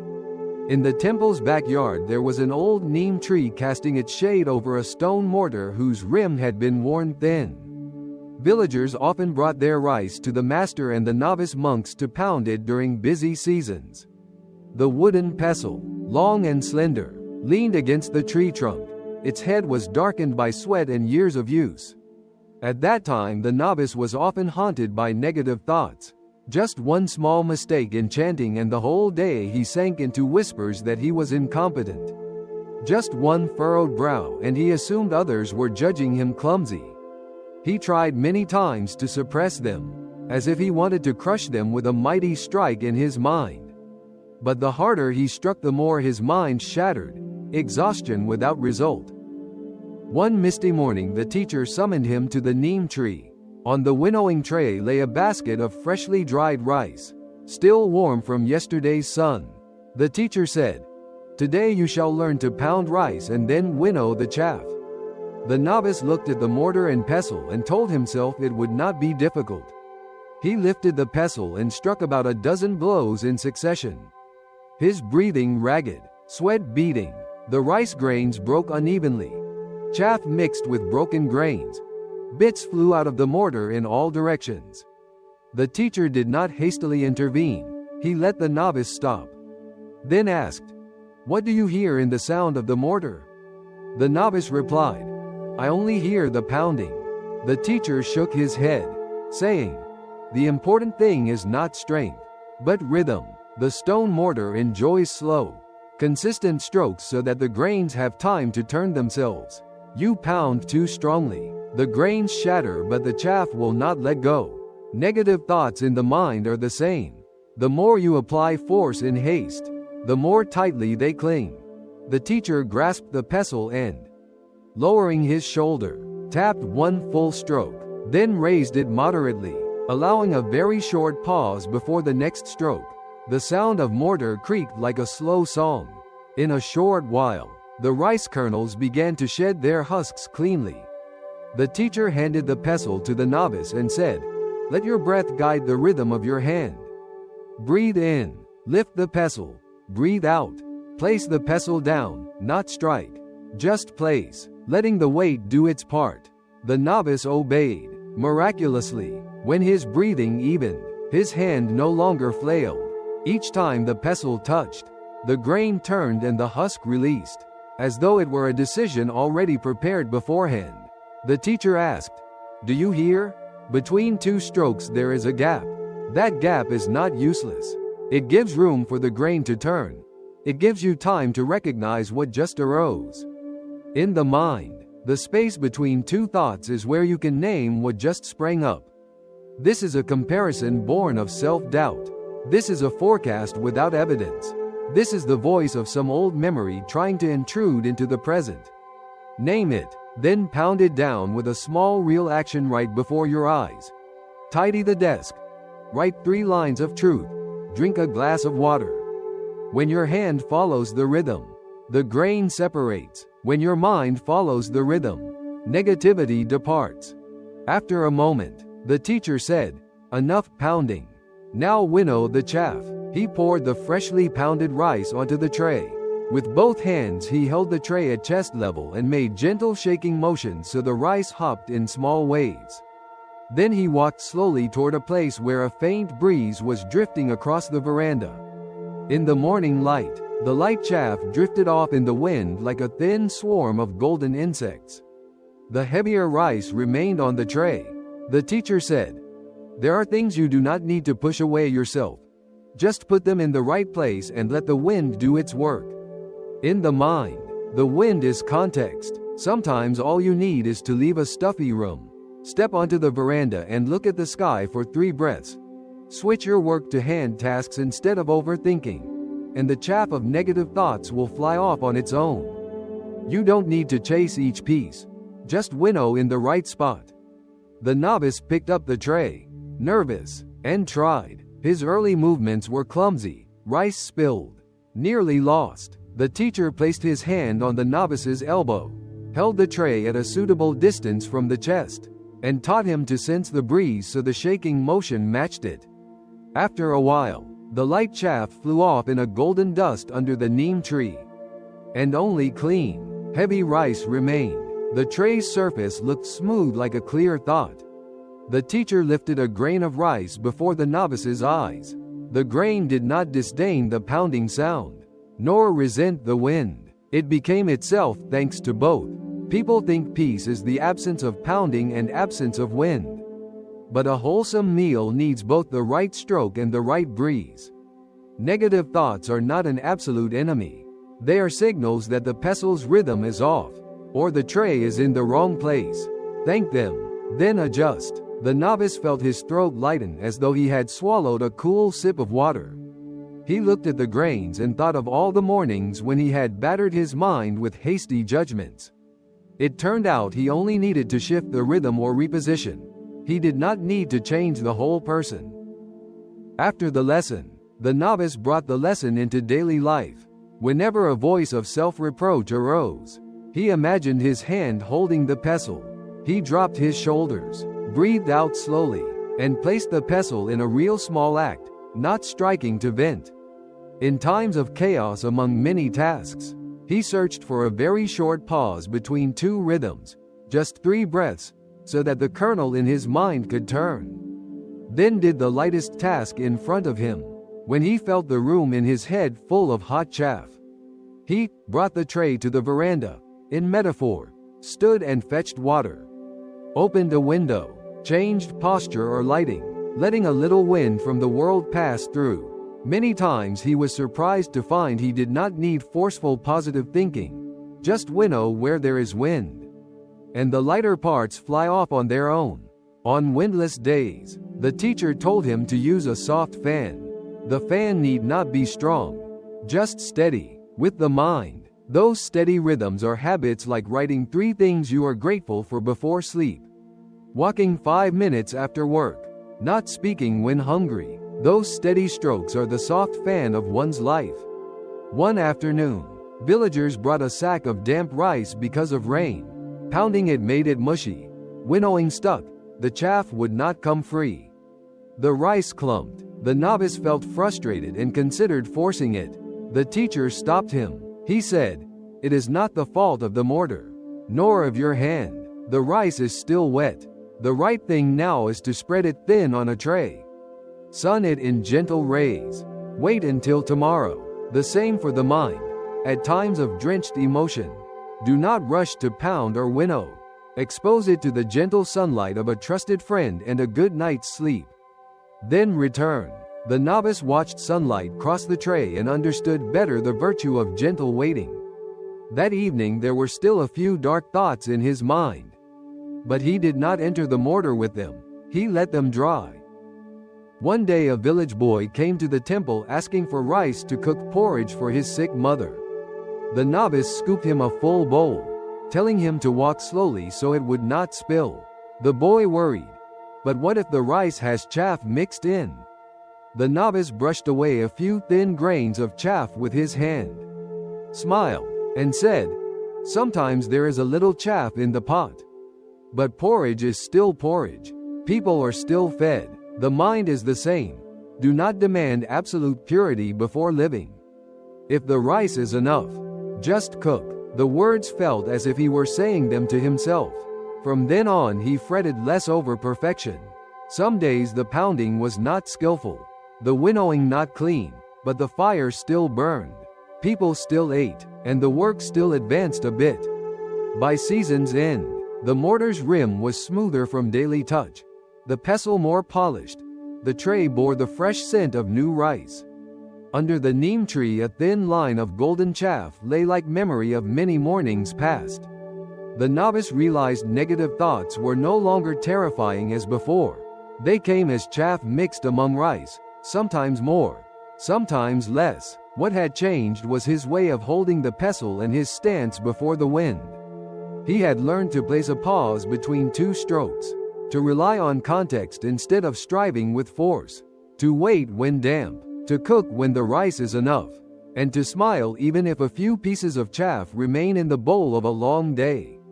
Whenever he heard the mortar's creak, he felt as though an old friend was gently reminding him, "Steady rhythm yields rice.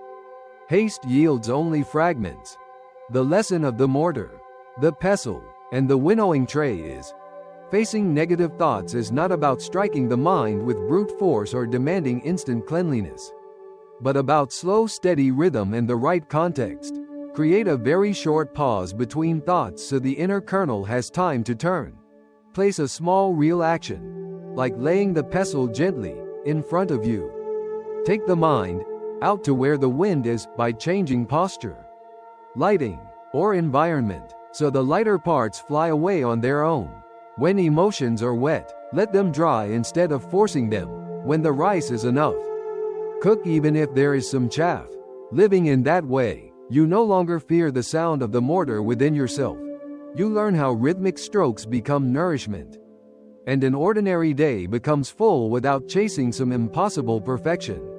Story 10. The Hourglass and the Narrow Neck. In the old wooden cabinet in the temple study there was an hourglass. Its glass body slender in the middle, its amber sand darkened by time. The teacher placed it on the windowsill where a slanting morning ray of sunlight crossed the bamboo frame. In those days the novice often felt negative thoughts built up exactly at the transitions in his day. Just after folding the broom before opening the sutra. Just after extinguishing the stove before settling into meditation. Or at night just before closing his eyelids. In those transition moments his mind seemed to jam at the narrow neck. Worry would swell. Unable to pass through, unable to retreat. He had tried telling himself not to think, but the more he forbade it, the more the thoughts gathered into a tight bundle, each fragment sharp. One clear morning the teacher called him to the windowsill, pointed to the hourglass, and said, "Today you will learn to watch the sand flow." The teacher flipped the hourglass over. The grains of sand fell in a thin stream through the narrow waist. The upper layer slowly descending, the lower layer gradually building into a small mound. The teacher told him to fix his gaze right at the neck. The novice looked, and only then realized that the sand was not jamming there. Instead, grains passed one by one, each seeking a tiny empty space, then vanishing into the mound below. The teacher said, "Your mind, at transitions, needs a neck like this. If you try to dump the entire upper chamber at once just to get it over with, the neck will clog and you'll feel suffocated. But if you invite each grain to pass in turn, the upper part becomes lighter, as if the heaviest task of the day learned to divide itself." The teacher asked him to name out the grains that were stuck. The novice fell silent, then said, "One grain is named fear of error. Another is comparison with others. Another is a bad prediction about the near future. Another is an old critical phrase." The teacher did not tell him to banish them. Instead, he placed his warm hand on the glass and said, "Your job is to place the neck in the right position." To place the neck means to adopt a small ritual before each transition so the sand can pass grain by grain. For instance, before opening the sutra, sit upright and breathe slowly for 5 counts. Before answering a hard question, set your 2 feet parallel and touch lightly with your thumb the tip of your pen. Before sleeping, turn off the lamp and whisper a gratitude phrase from the day. Those small gestures are like aligning the narrow neck so each grain finds its path. You do not need to command silence, only provide the proper funnel. The novice asked, "What if the grains fall too fast?" The teacher flipped the hourglass a second time and told him to notice the strength of his hand. If you flip it too abruptly, sand bursts upward in a dust cloud that blurs the glass. If you flip it gently, the flow stays calm. The teacher said people often begin a new task with a throw. From the courtyard they spring into the room. From one task to another they open 3 windows in the mind, telling themselves they must concentrate. The narrow neck cannot keep up. The dust is what you perceive as confusion. So the first thing is to learn to flip gently. Take 3 slow steps rather than turning abruptly. Close off the old task with a tiny gesture. Fold the cloth. Place the broom in a corner. Close the kettle lid. Then open the new task with a matching small gesture. Place the pen on the page. Open the sutra to your bookmark. Slide the chair to the desk. When the body flips gently, the sand does not flare. When the sand does not flare, we mistake fewer things, confusion for busyness. One scorching midday, the teacher carried the hourglass to the veranda and told the novice to try to hold the flow steady by not staring at the top where sand was depleting, but watching the mound at the bottom where it was rising. The novice obeyed and discovered something strange. When he only looked at the losing upper part, he felt impatient and anxious he would not keep up. When he shifted his gaze downward to the forming mound, He suddenly became more patient with each grain. The teacher said negative thoughts often lure us to look at what's being lost, losing time, losing opportunities, losing perfection. But life is built from what is becoming at the bottom. Each grain passing the neck is a small completed action, a truth spoken, a step taken, a breath fully lived. Shift your gaze toward the base more often, and you will see you are not moving backward. That afternoon, a man came to the temple asking the teacher for advice. He said each time he began a task, he was overwhelmed with doubt, and by evening he judged himself useless because he had thought so much and done so little. The teacher did not lecture. He handed him the hourglass and asked him to flip it and tell him the first 3 grains that fell. The man was surprised to realize he could name them. One is fear of judgment. Another is obsession with some past failure. Another is physical fatigue.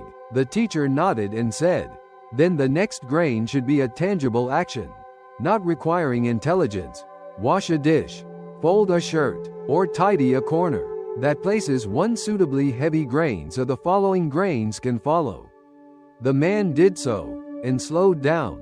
Sitting on the veranda watching the sand fall a while, he smiled gently and said, "I discover I am not broken. I just had not learned to pass through the neck." Day by day, the novice practiced his neck rituals in very small rhythms. Before chanting, he would touch the edge of the mat so his body knows he has arrived. Before leaving the kitchen, he would count 3 embers left in the stove. Before opening the door of the guest hall, he placed his hand on his chest for 1 beat to bring his whole body into the present. Those rituals were not superstitions. They were ways the body sets the neck in alignment for each moment. Thanks to that, when the stream of negative thoughts came, they could not knock themselves into blockage. They were forced to pass grain by grain, and as with everything that must pass grain by grain, they lose the power to command the whole day. One rainy day, humidity made the sand slightly sticky. The teacher showed him a few grains stuck in the neck. Flow disrupted. The teacher said, "Some days the weather inside and in life makes the neck damp. Then do not force it. Remove the wooden cap. Spread the sand thin on paper. Dry it in a gentle breeze in the veranda.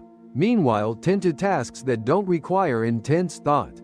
With the mind, drying the sand means taking your body outside for a while, drinking a cup of warm water, napping half an hour, or telling a trusted person that your neck is damp today and you will move slowly. No one scolds the hourglass for dampness. People simply dry it and resume." Another morning, the teacher told him to tilt the hourglass at a very slight angle so that the sand would not drop straight but slide along the glass wall. The novice realized that when tilted just right, the sand erupted less, the neck clogged less. The teacher said tilting is like changing your inner language. Instead of saying, "I must finish this," say, "I will do this for 15 minutes. Instead of, "I am not allowed to fail," say, "I will try a draft and see what's true." A small shift in phrase is a gentle tilt of the neck, enough to allow the grains to flow smoothly. By the end of the rainy season, the hourglass still sat on the windowsill, its glass clearer from daily wiping, the sand finer because occasionally dried. The novice looked at it and recognized that negative thoughts had never entirely disappeared from his life. They were still grains falling from the upper chamber at each transition. When a day shifts, when the body moves, when the heart meets something new, what had changed was how he passed through the neck. He no longer emptied the whole upper chamber at once and choked on dust. He no longer blamed the neck for being narrow. He learned to place the neck properly with small rituals, to flip gently with deliberate body movement, to shift gaze downward to see what is forming, to dry when damp and tilt when the internal voice is too rigid. Thus, even though there would still be moments of blockage, for much of the time the flow connected top to bottom. And at the end of the day, looking at the base mound, he saw that he had cultivated a piece made of many very small grains.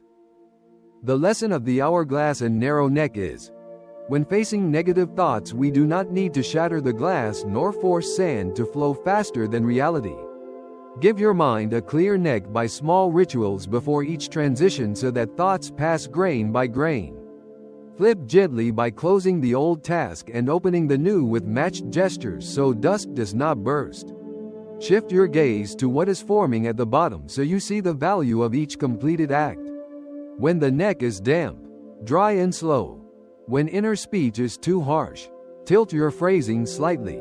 Living thus, you will not be trapped among the grains in the upper chamber. You will pass through the narrow neck with the rhythm of a patient one.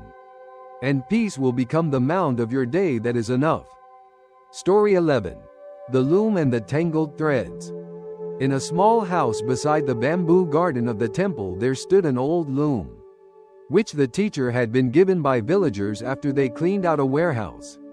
In the rainy season, the sound of raindrops on the tiled roof would mingle with the creaking of the wood frame when someone stepped on the pedal, pulling the warped threads taut like straight rows of bamboo. In those days, the novice monk often found negative thoughts entangled together like a knotted bundle of thread. Just a slight reproach and his mind would weave an entire cloth of gray. The horizontal and vertical lines all speckled with flawed stitches. He might sit in meditation, but in his head the shuttle darted chaotically, slipping through old memories, tunneling into fearful predictions, snagging at a worry knot and dragging along bundles of other tangled threads. One misty morning the teacher took him into the room with the loom and said, "Today you shall weave a small scarf, not to wear, but to see your own mind." The novice looked at the warped threads stretched on the frame, straight, quiet, strong, then at the shuttle held still in the teacher's hand. The teacher said, "Weaving is not a show of skill. Weaving is a story about rhythm, tension and release, about knowing when to pause." People lose to negativity mostly because they pull the shuttle too hard or let it slack too loosely. Because they're impatient, wanting pattern immediately. Because they dislike the underside of the cloth so much they never look beneath to untangle. Then the teacher placed the novice's hand on the wooden bar and taught him the first stitch. The shuttle thread passes through, closing a tiny gap. The teacher said, "See, a gusty streak that flies through your life is just one horizontal thread. If you let it lie properly between the warped threads already held by your principles and healthy habits, it will settle in its proper place. But if you panic and pull off line, it will bunch up into a crease." The first weaving was harder than he thought. He pressed the pedal too forcefully so the warped threads strained like strings. The shuttle passed with difficulty, caught at a point, and when he tried pulling it free it snapped. He sighed, scolding himself clumsy. The teacher did not scold. He slowly raised and lowered the pedal, his foot rhythm gentle, like someone crossing a bamboo bridge in rising water, not rushed, not hesitant. The teacher said, "Too tight and the thread breaks, too loose and the cloth sags." Just enough is the hardest lesson in life. With the mind, just enough means speaking one sentence fewer when angry, doing one less task when tired, pausing one extra beat when tangled. The novice followed and discovered, by adjusting strength and rhythm, the shuttle glided smoothly. The teacher gave him a wooden comb to tap lightly after each shuttle pass, enough to seat the thread but not bunch it. He said that tap is a latch for that moment.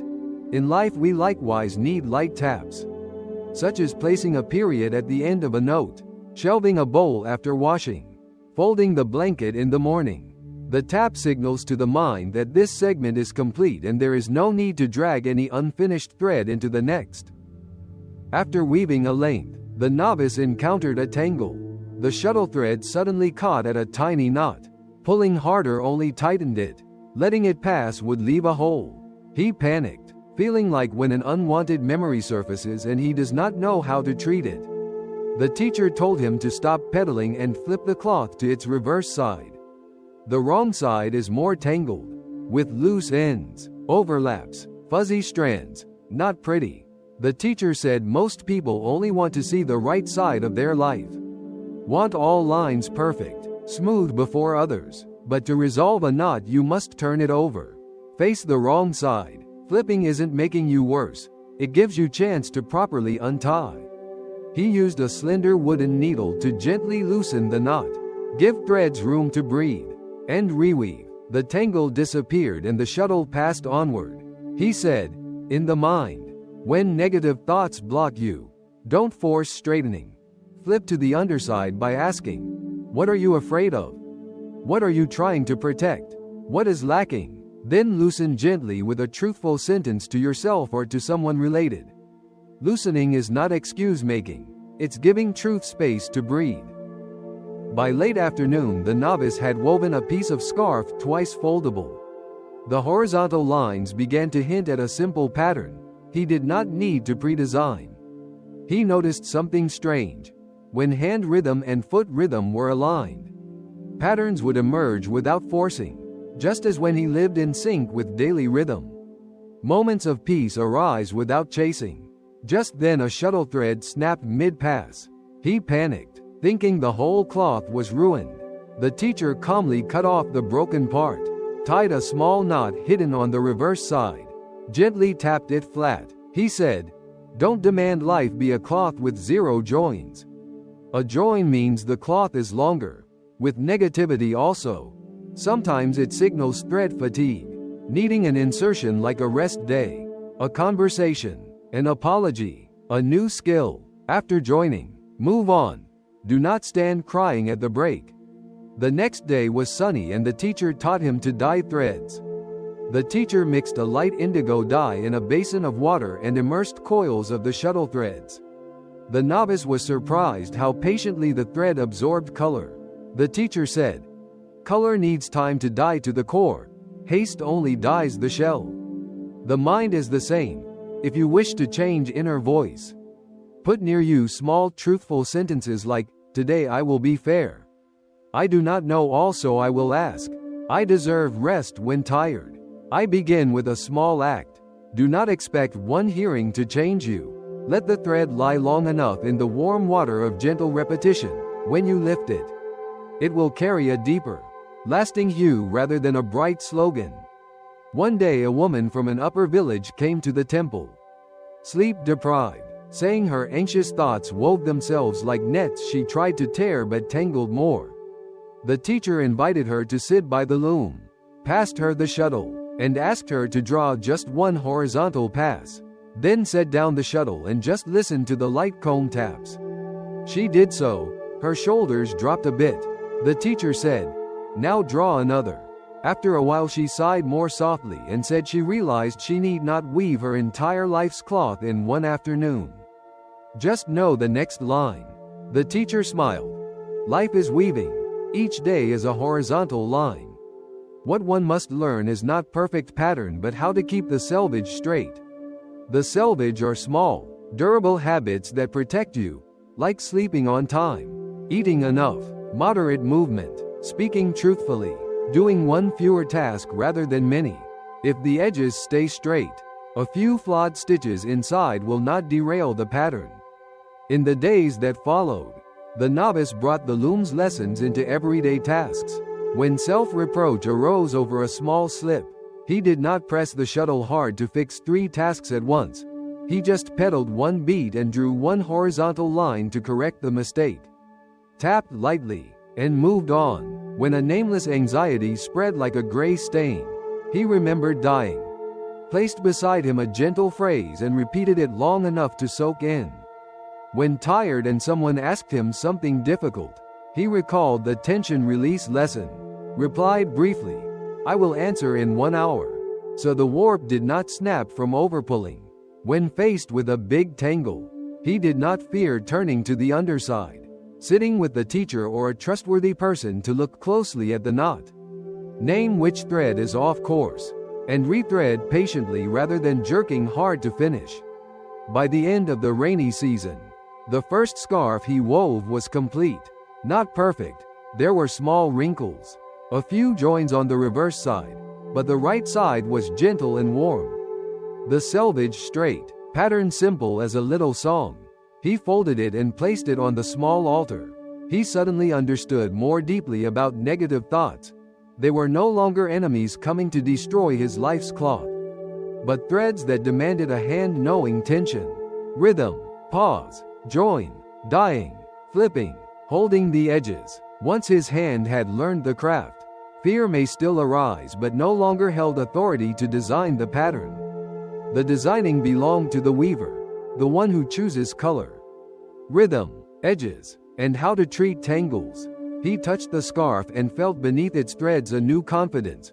Peace does not come from never making a flawed stitch, but from the ability to weave onward after each flawed stitch.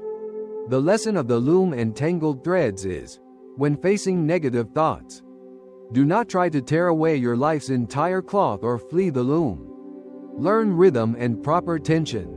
Too tight you break, too loose things sag, just enough endures. Learn to tap lightly to seal a moment, to flip to the underside to untie a knot, to join when threads break, to die with gentle repetition, to hold edges by small, durable habits. Living so, the pattern will emerge amidst normal busyness, and the tangled threads will become the stories on the reverse side, ones you can smile at when remembering your hand has learned the craft.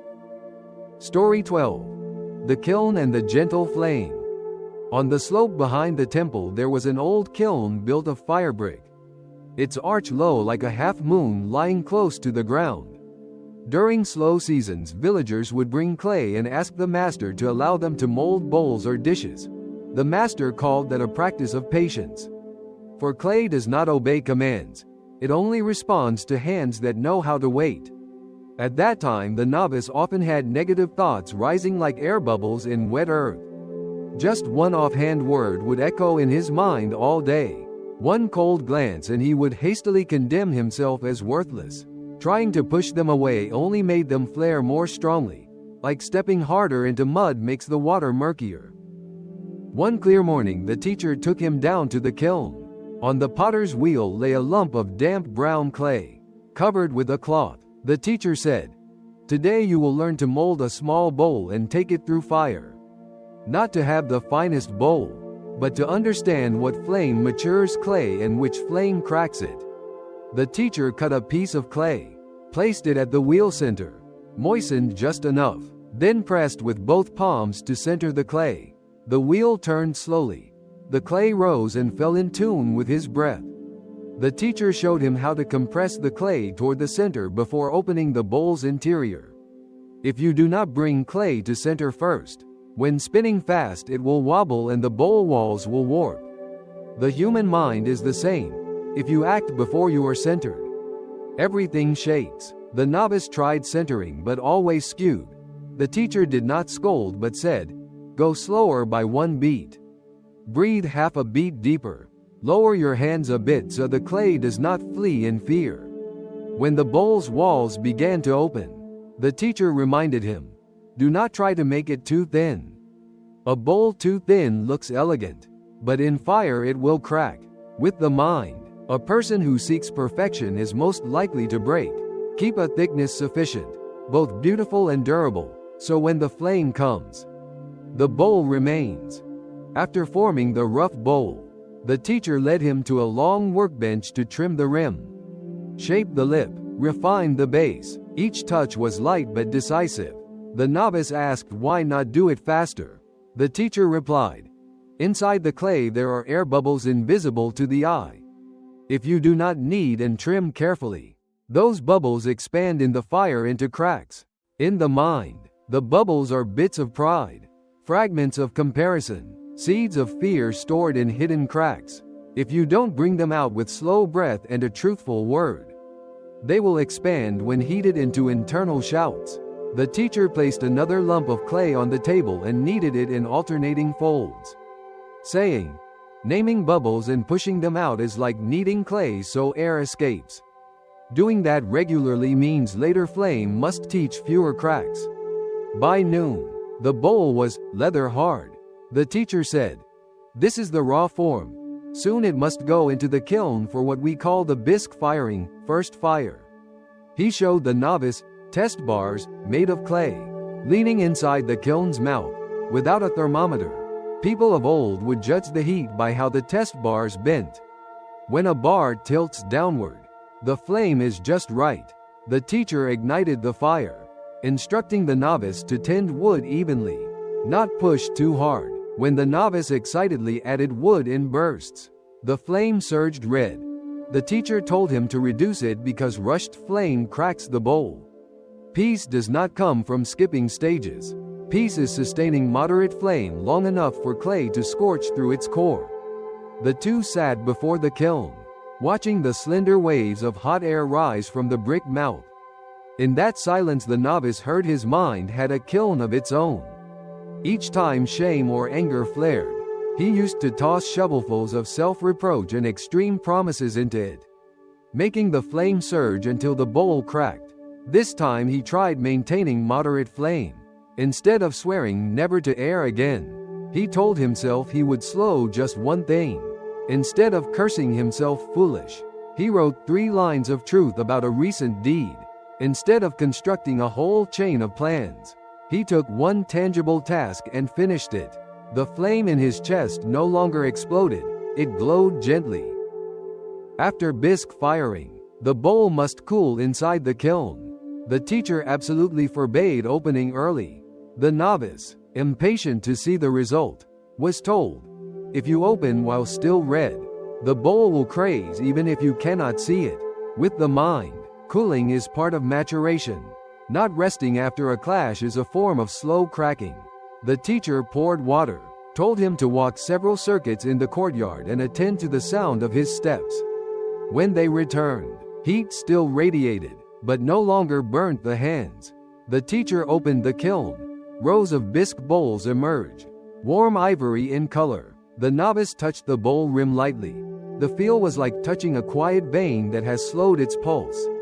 He understood that many times he breaks something good simply for lack of a cooling period. A tense call ends and he immediately jumps to the next task without breathing. A meeting ends with some criticism and he instantly judges himself. Those moments were internal fractures he never noticed. The next day the teacher taught glazing. Glaze is a thin outer coat, not to hide but to clarify what is already inside. A well-formed bowl needs only one dip. A warped one will still betray flaws no matter how glossy. The teacher said, "In life, glaze is external habit, the tone of voice, the smile, the greeting. These are precious for smoothing roughness, but they cannot replace the bowl's interior. A person who polishes glaze and forgets clay will grow exhausted, always buffing the surface." He dipped the bowl into the glaze bath. The glaze flow was pale green. The teacher told him to wipe off excess glaze at the rim, lest it drip onto the kiln floor. The novice recalled times he craved beautiful words to stick onto a messy day. The result was those words stuck him instead. Better to wipe off the excess glaze and sit again with clay. When it came time for the glaze firing, the flame must run hotter and longer. The teacher said, "Today listen to the fire like listening to a slow chant. Sometimes wood must be added. Sometimes flame must be lowered. Sometimes sit still and let heat seep into the bowl's walls." The novice sat vigil, his back against the warm brick wall, recognizing phrases of self-criticism in his mind. Remarkably, they were no longer as sharp as before. He named them and added no more fuel of judgment. They faded like ember dust. The red core beneath was what does the maturing work. When the third test bar bent downward, the teacher smiled. They let the kiln cool overnight. In the morning they opened it. The bowls chimed softly when tapped by a finger. The glaze was not spectacular like merchant ware, but deep and gentle. The novice picked one up to the light and saw thin veins in the glaze, not cracks but living veins of the flame's story. An old woman from the village came to ask for a small bowl to use in memorial for a recently deceased relative. She held a bowl, then set it down, saying she wanted one with no flaw. The teacher handed her a different bowl, and told, "There are perfect bowls, but cold. There are bowls with a tiny flaw, but when you pour hot water in they fragrance and steam." People are the same. When the flame is experienced, it is different from being burned. Keeping flame moderate yields a different being than blazing it wildly. The woman listened, her hand stroking the bowl's rim, her eyes moist yet peaceful. The novice stood nearby and understood more deeply the meaning of ripeness. Living is not searching for a flawless bowl. It is learning to maintain flame until the bowl is sufficient for an ordinary meal. In subsequent days, the novice applied the kiln's lessons in daily life. When a self-comparing thought arose, he kneaded clay with 3 deep breaths, pushed out the bubble of prejudice with a truthful sentence. When about to switch tasks, he cooled a moment by washing hands or glancing at a patch of sunlight before opening the kiln's door. When criticized, he did not throw wood wildly, i.e. make extreme promises, but adjusted flame gently with one small feasible change. When praised, he did not turn up the flame excessively. He kept flame steady so that what came next endures. When feeling hot inside, he recalled glaze and wiped off excess phrases at the rim. When feeling shiny but hollow, he returned to clay, to real work again. By season end, the kiln bore a thin veneer of fragrant smoke. On the shelves sat bowls not identical, but all giving a soft tone when tapped. The novice lifted one bowl, gazed at his reflection in its glaze, and saw not a mirror of perfection but a calm water surface reflecting sky. Negative thoughts still appeared, like bubbles in clay, like flames that sometimes flare, but his hands had learned to knead evenly, maintain moderate flame, cool properly, glaze mindfully, and accept vain patterns of flame as stories imprinted, not flaws. He learned to set aside when heat is too high, wait until cool, lift the bowl and tap softly to hear if his heart resonates. That resonance is not thunderous, but travels farther than every self-criticism that ever howled in earlier days. The lesson of the kiln and moderate flame is, when confronting negative thoughts, you do not need to extinguish all flame nor burn too high too fast. You must learn the craft of flame. Bring clay to center before shaping. Knead to vent bubbles, i.e. dispel hidden judgments. Leave a wall thickness sufficient to resist cracking. Fire the bisque with steady attention. Let things cool so that the hard part matures. Glaze using external habits but never forget the interior clay. Fire the glaze with long gentle rhythm. Accept the veins of flame as part of the story. In that way, the bowl of mind will gradually gain a warm resonance, sufficient for days of many winds. And negative thoughts, though they still come, will be thin smoke drifting over the kiln's roof, then dissolving into the wide sky. Story 13. The Rock Garden and the Fine Rake. Behind the meditation hall there lay a small rock garden, its surface of fine white sand smoothed each morning. In the middle stood 5 stones of differing sizes, like 5 peaks rising in a still sea. Visitors to the temple often stood for a long time on the threshold, gazing at the circles raked around the stones in silence, for that quietness itself somehow slows one's breath. Recently the novice was assigned to care for the garden. The work seemed light but proved hard. Each time he dragged the fine-toothed rake across the sand, a slip of his hand would skew a curve, break a rake-toothed line, push sand from one place to another, expose bare ground, and immediately his mind would begin a familiar chorus. You are clumsy. You are not suited to stillness. No matter how you try, you will spoil what is perfect. The more he tried to mend the flawed streak by pulling hard, the more the sand got messed. Just as when he fought negative thoughts, they multiplied rather than vanish. One misty morning, after the novice had labored long with the rake, the teacher told him to leave it there and sit on the threshold. He said the rock garden did not demand perfection, but a hand that knows gentle rhythm and an eye that sees the whole. The novice asked how he might stop disturbing the sand. The teacher did not answer immediately. He picked up another rake and drew a line very slowly from the garden's edge. Passing behind the large stone, where the sand was high he lowered his hand. Where low he lifted it a bit. In narrow corners he did not force a circle but drew a short straight line. Later, returning to curve around, he turned messy patches into part of the overall pattern rather than mistakes to erase. He said, "Do you see? This pattern is not drawn by will to be beautiful, but by listening to the weight of the sand. The mind is likewise. Thought loops are smooth only when the hand of attention is light and knows where to pause. From that day on, the novice practiced raking like practicing breathing. Each early morning, before placing the rake's teeth on the sand, he stood still and let his gaze circle the stones, as if greeting each peak. He realized that when his eyes had not seen the hole, his hand always rushed to fix the immediate error, and that is often exactly where the mistake lies. He practiced making a tiny starter line at the edge and following it as if following a daily reference. That reference phrase changes by session. Today it might be calm. Tomorrow, fairness. Another day, gratitude, but always short and clear. Whenever the inner whisper of negativity arises, he does not rake harder to bury it. Instead, he stops half a beat, lifts the rake off the sand so its teeth rest one breather, then replaces it slightly offset so the new line embraces the old flaw, like speaking a small truthful sentence to embrace a thought error instead of smothering it with a flourish. Strangely, flawed lines when embraced become less jarring, like a dark thought when named loses the power to command. There is one stone placed at a slight skew. Whenever the novice tried to draw perfect concentric circles around it, the rake line would warp.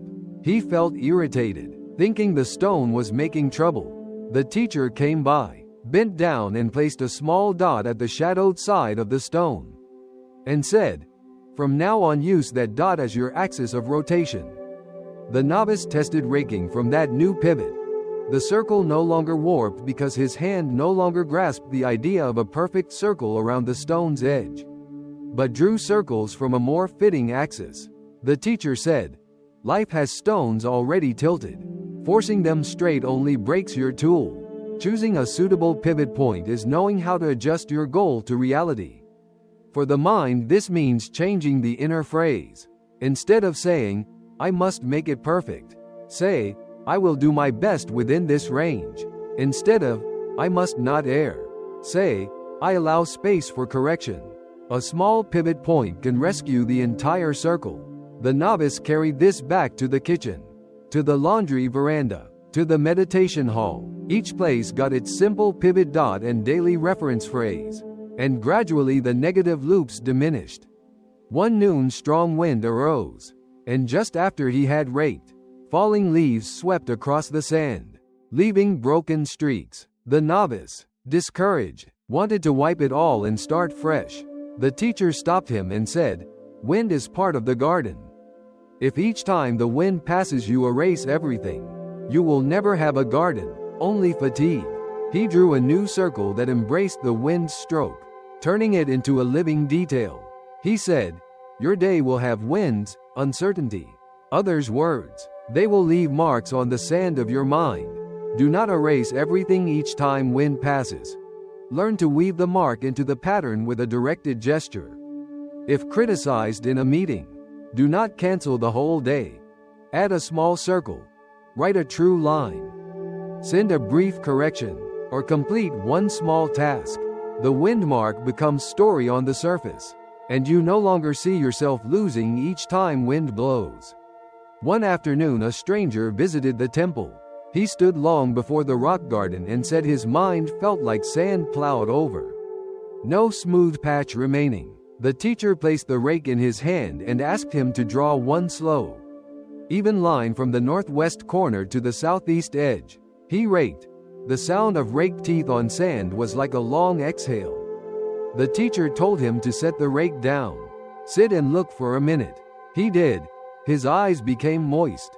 He said, "It seems that only one calm line is enough to quiet the others." The teacher nodded. On chaotic days, don't aim to calm the whole garden. You only need one calm line so your eyes have something to anchor to. That line could be 10 breaths, 5 minutes of clearing a drawer, a lap around the yard. Once the first line exists, the second will propose itself. Peace does not require you conquer all noise. It only needs a path for even rhythm to pass. One day the novice misdragged and curved the garden's edge. The sand margin collapsed into a slope, and the pattern went awkward. He wanted to toss sand back by hand to restore it quickly. But the more he tossed, the worse it got. The teacher handed him a thin board and instructed, "Brace the edge by many short, steady pushes, shifting just a little each time." The novice did so, and saw the edge gently restore itself. The teacher said, "Holding the boundary is a quiet but durable work. For people that means sleeping on schedule, eating enough, moving moderately, speaking truthfully, making fewer commitments rather than more, not opening new doors before closing old ones. When the boundary is held, the interior may have momentary disorder, but the garden will not collapse." The novice perceived that lately his mental patterns broke because the edges were loose. From thence he tended a few edges each day, and, surprisingly, negative thoughts had fewer opportunities to flood into slopes. One early morning under drizzling rain, the sand was damp and heavy, raked teeth left stiff strokes. He felt annoyed the lines could not be smooth as in dry times. The teacher said, "Some work must wait for sunlight. Raking now will just damage the ground." The mind is the same. Some days you are fatigued, your mind dense. Switch to hand tasks, wash a few bowls, chop a little wood, wipe a table. Then when clarity returns, rake again. Knowing how to wait is not weakness. Waiting is aligning with the material timing of life. Later in the day, when the sand dried, the novice raked one line and the rake sang like a pen over fresh paper. He felt in his heart a dryness and some self-critics less sticky. Gradually, the novice came to see the rock garden as a subtle map of his mind. The low stone corresponds to trivial tasks, the tall stone to major concerns, a slanted stone to tricky relationships, and the broad sand expanse to breathing space. Each morning he chose one stone as the focal point for that day's pattern and allowed the rest to respond. As if in a day one truly large task should guide and many smaller tasks orbit around. Before, he tried to do everything in a single circle, so that one sweeping curve collapsed into mush. Now he permitted many shorter circles, each modest but continuous, and at day's end he found the garden had built a structure of peace. Negative voices still surfaced while raking, sometimes saying, "You are clumsy." Sometimes, "You are slow." But as long as his hand kept rhythm and his eyes held landmarks, they became mere streaks of wind across the surface, passing, then dissolving, while the garden of his day could still breathe with a calm rhythm. By season's end the rock garden was not picture perfect, but from a distance one could perceive a long exhalation undulating from one edge to the other. The stones felt like characters of stillness placed in a sandy narrative. The fine rake lay quiet under the eaves, its teeth worn a little more yet held by a softer hand. The novice understood that peace is not a sand surface without ever a mark, but the ability to draw new lines after every unexpected trace. No need to wipe out one's life to begin anew. Only pause half a beat. Lift the rake, choose a pivot point, draw a calm line, brace the edge, wait for sun when damp. Allow wind a place in the pattern. Negative thoughts henceforth are like small bird steps occasionally skimming the sand, leaving fine marks before vanishing, while the garden of your day retains its pattern of calm breath. The lesson of the rock garden and the fine rake is, when facing negative thoughts, you need not pursue flawless perfection, but learn the light rhythm of your hand and the panoramic gaze. Begin with one calm line as a reference your eyes can cling to. Shift your pivot by a just phrase of fairness so your circle does not warp. Embrace wind marks into the pattern with directed gestures rather than erase them. Brace the margins with small, steady habits so the interior may wobble without collapse. Wait for sun in damp seasons. Permit many short lines rather than forcing one perfect one. Living thus, the sand of the mind will bear a pattern of peace, not because wind ceases, but because the hand has learned to draw the calm line among the stones of life. Story 14. The Zither and the Silent Key. In a small room in the eastern part of the temple stood an old zither. Its wooden surface had darkened like aged honey, and 16 black bridges of horn held the strings taut in a delicate curve. Every afternoon after sweeping the courtyard, the teacher would enter, dust the instrument slowly, tune the strings, and the soft tuning tones would drift to the veranda like a thin breeze. In those days, the novice often felt negative thoughts surge whenever he had to begin a task that demanded focus. Simply dropping a bowl would trigger in his mind a cacophony of self-reproach. Hearing someone cough at the far end of the veranda, he would presume they were upset with him. He tried to plug his ears like someone shunning a piercing sound. But the harder he tried, the louder it seemed in his head. One cloudy afternoon, the teacher called him into the zither room. Without many words, he placed a soft cloth into the novice's hands and told him to dust the instrument's surface very slowly. Then he seated him opposite, handed him a small wooden plectrum, and said, "Today you will not learn a melody. You will learn to hear silence between the notes." The teacher began by tuning. He turned each peg, listening to the faint whining of the string, not hurrying but still arriving at the correct interval within a few breaths. He told the novice to place a finger on the string and feel its tension. If it is too tight, the string becomes metallic and the sound jumps out sharp like a blade. If it is too loose, the string has no tone, only a ragged vibration. The zither does not fear tension or slackness. It fears a player who does not know the just enough. The mind is the same. Negative thoughts often arise because we pull too hard or let go too much. People often try to add force to correct an error, like turning the tuning peg half a turn more when the pitch is off, and then the string snaps. Others, afraid of error, do not dare touch, and the string becomes silent with confusion. Your task is to learn the moderate tension, neither rushing nor enabling fear, so the tone stabilizes and becomes a foundation for other notes. He gave the novice the plectrum and told him to pluck one single note. The novice plucked. The sound leapt, then died abruptly, as though someone drew the curtain too quickly. The teacher said, "After plucking, don't rush to strike again. Let the note fade on its own. That decay is the silent key." Many players play all their life without hearing the silent key, so their music has no breathing space. In the mind, the silent key is the pause between two thoughts. It is the place where you can name the mental tone that just sounded, and decide whether to let it lead the next phrase. The novice did so. He plucked a note, then sat quietly, adding no action, just listening to it fade. Strangely, in that silence he could hear the patter of rain on the roof, the flutter of robes in the veranda, and a subtle rumble in his head seemed to separate, as though the negative thought was just a stray note, and the room itself was still resonating with a deeper, broader tone. The teacher said, "Now play 2 notes in succession." He placed a small ticking metronome on the zither's body. Its tick was neither fast nor slow, steadfast. He said, "Let this beat be your backbone. Do not allow your mind to rush ahead or lag behind." When the novice drifted off rhythm, the teacher did not correct him immediately. He allowed him to sense the misalignment as a discomfort in his chest.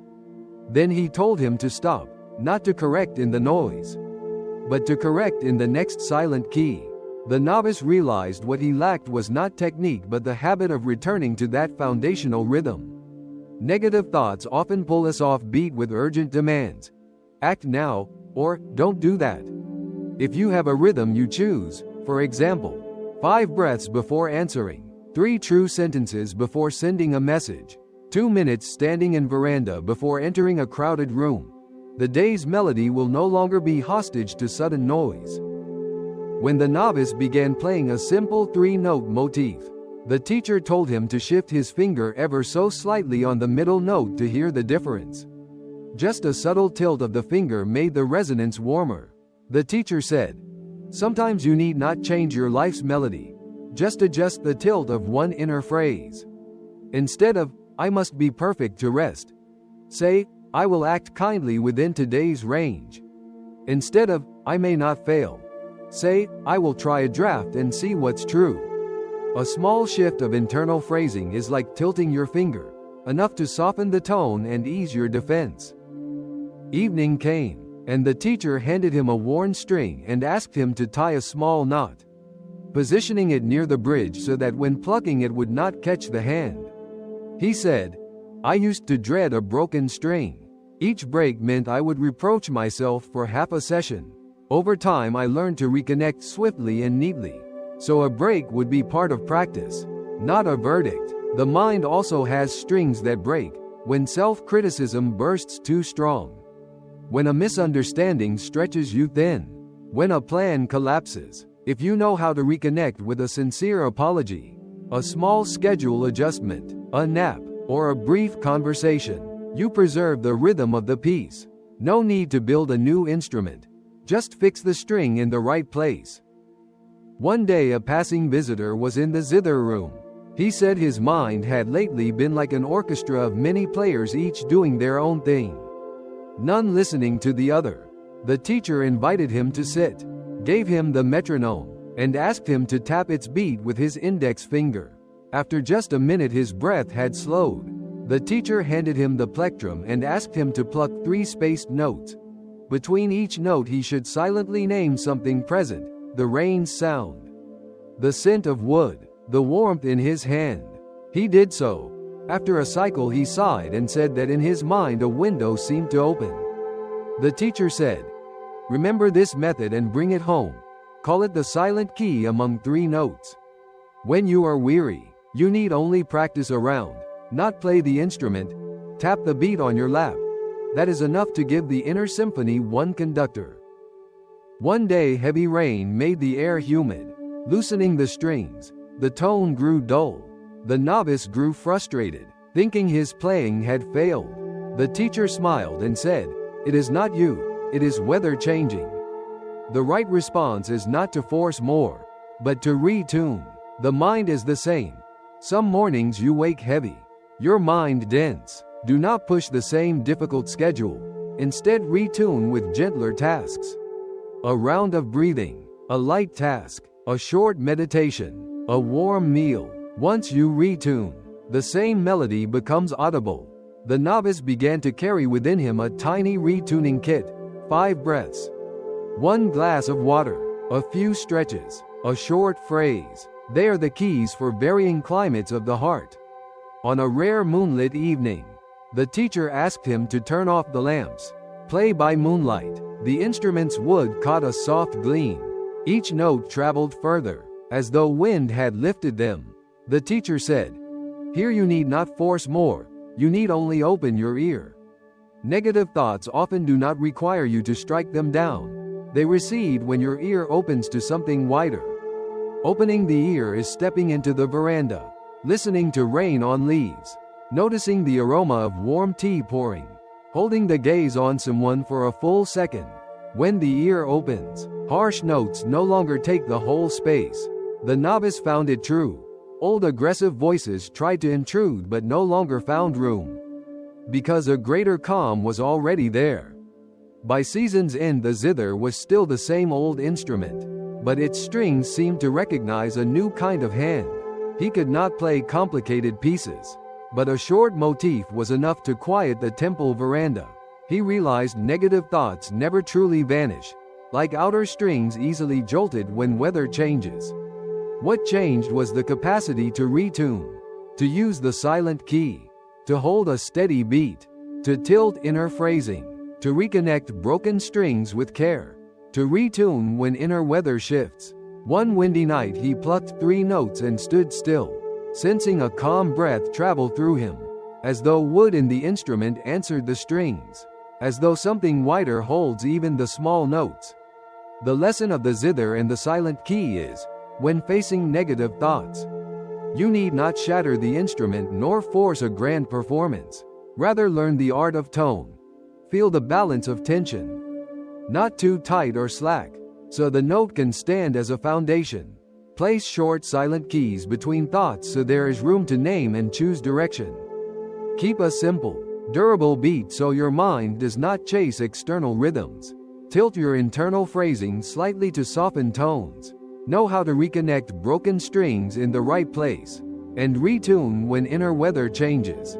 If you live this way, your day's melody may still hold stray notes, but it will not become noisy, because someone within is listening and knows how to pause, and peace will appear. Not by perfection, but by just enough silent keys between the usual notes. Story 15. The Lighthouse and the Thick Mist. At the end of the dirt road leading to the sea, there stood a low lighthouse, a round tower built of limestone. All year round one could hear the waves breaking steadily, like a slow chant. On clear days, the night light would be just a gentle streak far out on the water. But in the monsoon wind season, mist from the sea would creep in like a thick gray cloak, covering the entire sandy shore. Then the village boatmen could see nothing but a blank white ahead. They had to navigate by the toll of the fog bell and the regular flashes of the light. In those times the novice often went with his teacher to help clean the lens and check the bell's mechanism. His mind was much like the sea on foggy days, with negative thoughts rising as dense bands of mist that obscured everything. One imperfect phrase would send his whole person adrift. One memory touching a sore place would make all his plans vanish behind a white wall. He tried to look through, but could not. The harder he tried, the more strained his eyes and the thicker his fear grew. One morning, dew hung in drops on his eyelashes. The teacher told him, "Today you will learn the craft of lighthouse keeping, not to be a hero in the storm, but to know how to walk when you can no longer see far." The teacher's first lesson was cleaning the lens. The large lens has many small facets arranged in tiers. Each facet reflects and concentrates the light into a beam that travels far. If you clean only roughly, a few facets remain hazy, and the beam fragments into scattered spots. The teacher handed a soft cloth to the novice, told him to clean each tier in circles, with even, gentle strokes, and to peer through the glass to see how the light passes. He said, "We often try to defeat the mist with our eyes. But mist is the job of the sky. The keeper's job is to remove the dust so that the light is not blocked by its own haze." In the mind, dust is hasty judgment about oneself, habits that magnify small faults into verdicts, layers of comparison that cloud reality. Cleaning the dust means speaking a truthful sentence instead of speculation, asking for guidance instead of self-blame, writing 3 things you have done instead of counting the undone. When the lens is clear, the light does not become stronger than its nature, but it travels cleanly and far. And that is enough for those at sea to know where the shore stands. Next was the fog bell's rhythm. Inside the lighthouse hung a large bronze bell, with a pull cord connected to a wound mechanism. In dense fog, if one cannot see the light, one can still hear the bell beat in its fixed rhythm. The teacher told the novice to try pulling the cord to ring the bell. On his first attempt he pulled repeatedly in haste. The bell's sound piled up, blended with wave noise, becoming indistinct. The teacher took his hand, pulled once with sufficient strength, then released, waited until the sound died before pulling again. He said, "Negative thoughts in the mind resemble mist. They steal vision and drive restlessness to act quickly to escape. But if we ring the bell too fast, life's rhythm becomes noise, and we lose direction. The bell's beat is small rituals you choose in advance, 5 breaths before replying, 3 minutes walking when your head feels dense, a short anchor phrase when entering a crowded room, a warm drink each time you return to your seat. When your day's bell rhythm is regular, even if you sail in mist you still hear which way the shore lies. Even if your eyes see only whiteness." He led him to the narrow balcony of the lighthouse, where the wind blew stronger. He pointed to a series of stone markers placed along the shore, spaced at regular intervals. In thick mist, boatmen see one marker, then the next through gaps in the fog. No one waits for clear weather to reach land. They move from one marker to the next. The teacher said, "Your mind also needs such markers. Some days you cannot see the whole map of your life or even a week ahead. Only choose a clear, near marker to head toward. The marker might be finishing one small tangible task, calling someone needed, writing a page in a journal, cleaning a drawer, washing a dish, sitting quietly 3 minutes. Once the first marker is reached, the next appears. Negative thoughts often push you to gaze too far and become fearful. The keeper instead keeps his gaze on the next marker and walks by steady rhythm. At midday the wind shifted, and the mist did not dissipate but thickened. The teacher gave the novice a coil of rope to tie to the railing, the other end around his waist. He told him to walk one circuit around the balcony to inspect bolts. As he walked, the rope tugged his waist softly, like a reminder that he was held. The teacher said, "In heavy mist, lighthouse keepers do not trust their balance alone. They use safety lines." In the mind, safety lines are non-negotiable principles. Do not decide life's big matters when hungry or sleepless. Do not send long messages when angry. Do not judge your entire self after one mistake. Call someone you trust when dark thoughts threaten. The line does not make you stronger, but prevents you from falling when you are weak. That day a man from the village visited the lighthouse. He said that each night his head felt dense with misty doubt. He tried thinking positive, but ended exhausted. The teacher poured him tea and invited him to stand on the balcony looking at the white sea. He said, "Name 3 sounds present: wave wash, fog bell, wind swirling around the tower. Then name 3 things you can touch: the cold railing, the rough wooden door, the warm cup in your hand." The man did so. His shoulders dropped. The teacher said, "When mist thickens, do not insist on seeing. Switch to hearing and touch. The body is a friend to the mind.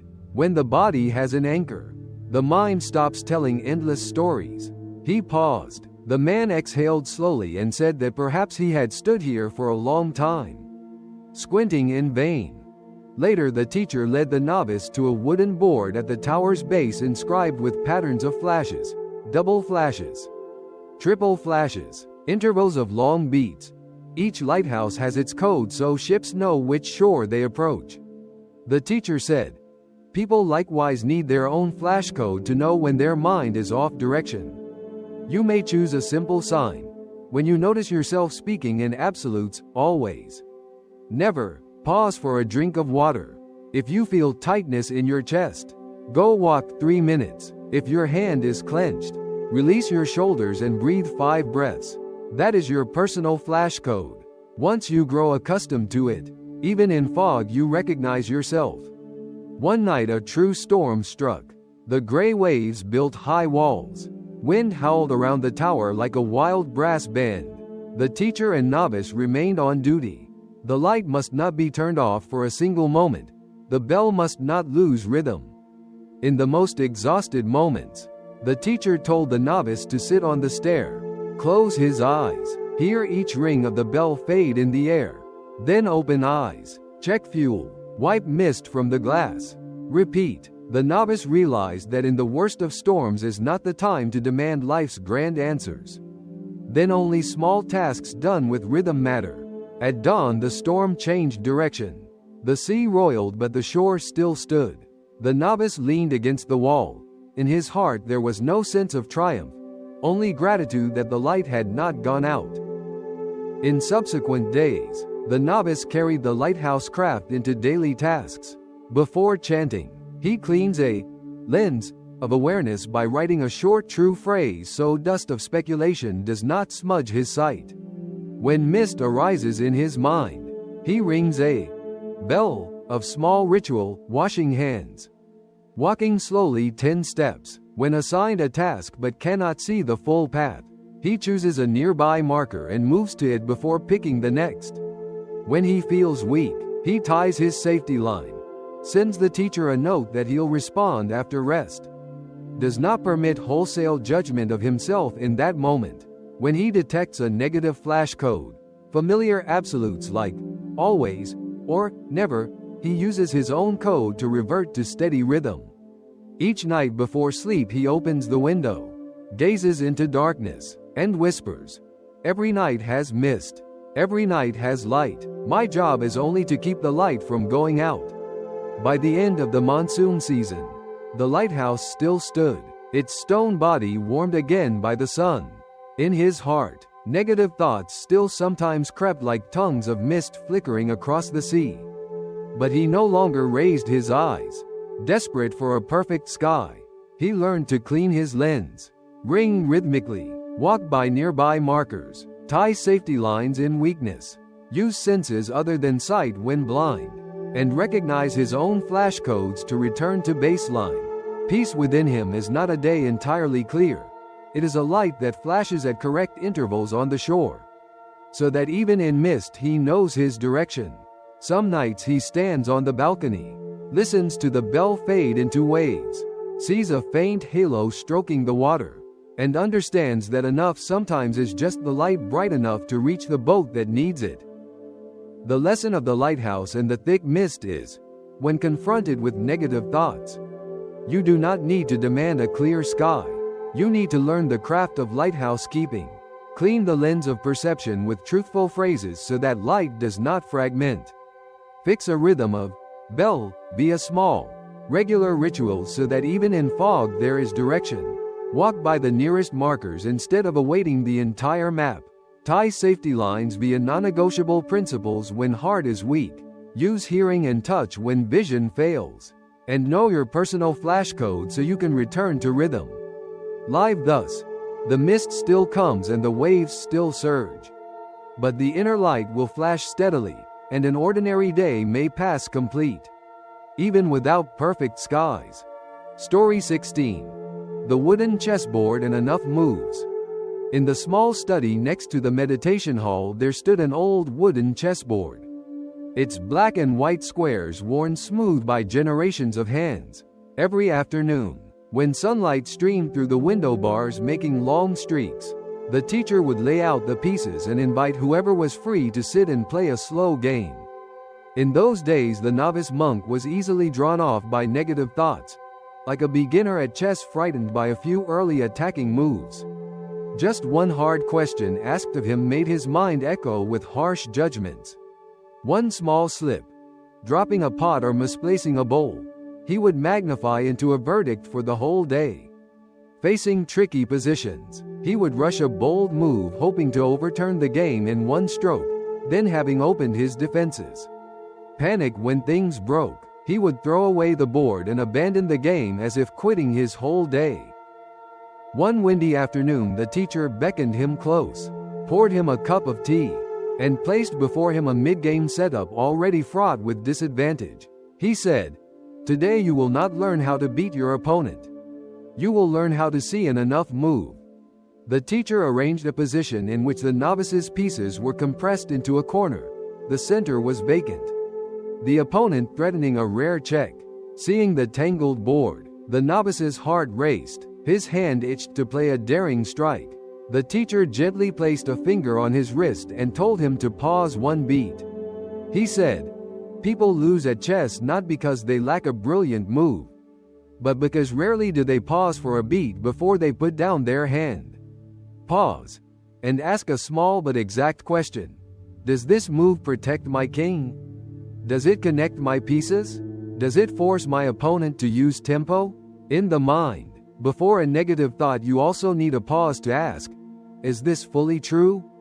Is there evidence? Does it guide me to a right act now? Pausing one beat is not avoidance. It is the silent room to see the whole board. He nudged toward him a pawn and suggested he play a modest advance to shield a threatened file. The novice sneered inwardly. It seemed unglamorous, but as soon as he placed that little move, his greatest threat vanished. The teacher smiled. A small but correct move can shift the game more than a grand but reckless one. In life, when panic strikes we often reach for big gestures for the comfort of doing something. But the mind needs small consolidations, fills, connections, bolsters. In practice, a small move might be drinking a glass of water when your head overheats, walking 3 circuits when inner criticism grows loud, writing one true sentence when your mind starts to weave stories. With the right small move, you reclaim the right to read the board again. The teacher taught him about center and flanks. He said, "Whoever controls the center has more freedom. In your day, the center means fixed hours for breathing, eating, Work. Rest on a steady axis. If you let others or news drag you to the flanks all day, your king position, your mind, will suffer. That is why many days you chase side corridors and forget your main task. Then at night scold your whole life as useless. From now on, set a few center markers in your day. A silent hour in the morning for your hardest task. A proper sit-down meal. A no-news window. A walking break. When your center is present, negative thought attacks may still come but cannot overwhelm you. In the test game, his opponent, the teacher playing left-handed, laid a trap that unsettled one of the novice's pieces. The novice's old instinct was to strike back forcefully to recover lost dignity. The teacher said, "Place your hand down and read the board using 3 questions. If you play this move, what is the worst possible outcome? If you instead play defensively, what will you preserve? Which move forces your opponent to answer? Instead of you being dragged? Closing your eyes to count outcomes is too slow. These questions must become your reflex. Then choose the move that compels your opponent's reply." The novice did, and traded pieces, returning the position to calm balance. The teacher said, "Negative thoughts want to pull you into reaction. And enough move forces them to answer you. By acting with something concrete they cannot argue with, like washing a dish, calling to apologize, drafting a first line. If you perform a tangible move, the blurred thought must yield." A while later the novice inadvertently lost a pawn, forfeiting some small advantage he had won. The old thought sparked, "It is ruined now." The teacher tapped the edge of the board, told him to recount material and the king's safety. He did. They both still had equal forces. His king was still safe. Only a flank had been lost. The teacher said, "A mistake is losing a pawn, not the collapse of the board." Many people overreact to one bad move and throw away the game. One critical comment and they abandon the day. One painful memory and they judge their whole life. Learn instead to count your strength and continue pretending the game is still ongoing. The novice exhaled and found he still had viable moves. The teacher then explained about exchanges and when to refuse them. Sometimes exchanging pieces is useful, opening lines for strength. Sometimes refusing is smarter, maintaining tension in favorable structure. In the mind, some internal arguments require resolution to move forward. Others are best left silent. Because the more you debate them, the more you destabilize. Knowing when to exchange is wisdom. Knowing when not to exchange is another kind of wisdom. The novice realized not every negative thought must be argued to death. Many only need to be acknowledged and set aside while he acts. As one refuses an unfavorable trade. As dusk deepened, the teacher let the novice play an endgame of king plus pawn. The distilled lesson lay there. When few pieces remain, each tempo is precious. He said, "You only need to bring your king to the center and push the pawn 1 square each move. Do not gamble on risky breakthroughs. Avoid leaving the king far from your pawn." Strangely, with just a few precise moves, the pawn transformed into a queen. The teacher said, "Life is mostly endgame. The quiet stretches after storms refine your life energy. In that stage, victory does not come from dramatic turns, but from preserving body health, sleeping enough, eating regularly, doing steady work, asking help when needed, speaking truthfully, shedding noise. Each tempo is a pawn push. Resentment and fantasy are moves you skip." One day a young man visited the temple. He said his mind lately felt like a messy open board. Each notification made him chase, then regret. And when faced with big matters he found himself exhausted. The teacher invited him to play against the novice's position, and told him, "In 10 minutes, only allow 2 kinds of moves. Either reinforce structure or expand into the center. No attack allowed." After 10 minutes his position was clearer. The teacher said, "Take that lesson into your day. For a set hour allow only 2 types of action, either shore up structure or work your center. Forbid adding new tasks. Doing less right is stronger than doing more in confusion." The young man looked at the board, breathed out, Said at last he realized strength lies in doing few right moves, not many random ones. On a rainy day the wood got damp, the pieces slippery. The novice made several mistakes in a row. The teacher smiled. When internal weather is moist, you must shift your goal. Aim for a graceful defense instead of fast victory. In the mind, some days surviving, not falling apart, is enough. Play a safety game, rest early, hold king stable, and wait for tomorrow's clarity before resuming full play. Gradually, the novice brought the chessboard into life. When the voice of reproach arose, he paused a beat and asked 3 small questions before acting. When he felt compelled to make a big gesture to prove something, he sought a small but correct move to regain footing. When the tide pulled him to the flanks via news or petty demands, he returned to his center marker. When he erred, he counted his remaining strength and continued instead of resigning. When his mind urged argument with itself, he treated it like a chess piece. Decide exchange or no exchange.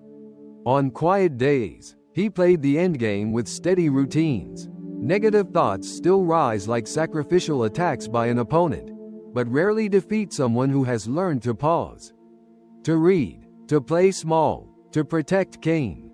By season's end, the wooden board shone more, its corners darkened with tea as if tinted by years of reflection.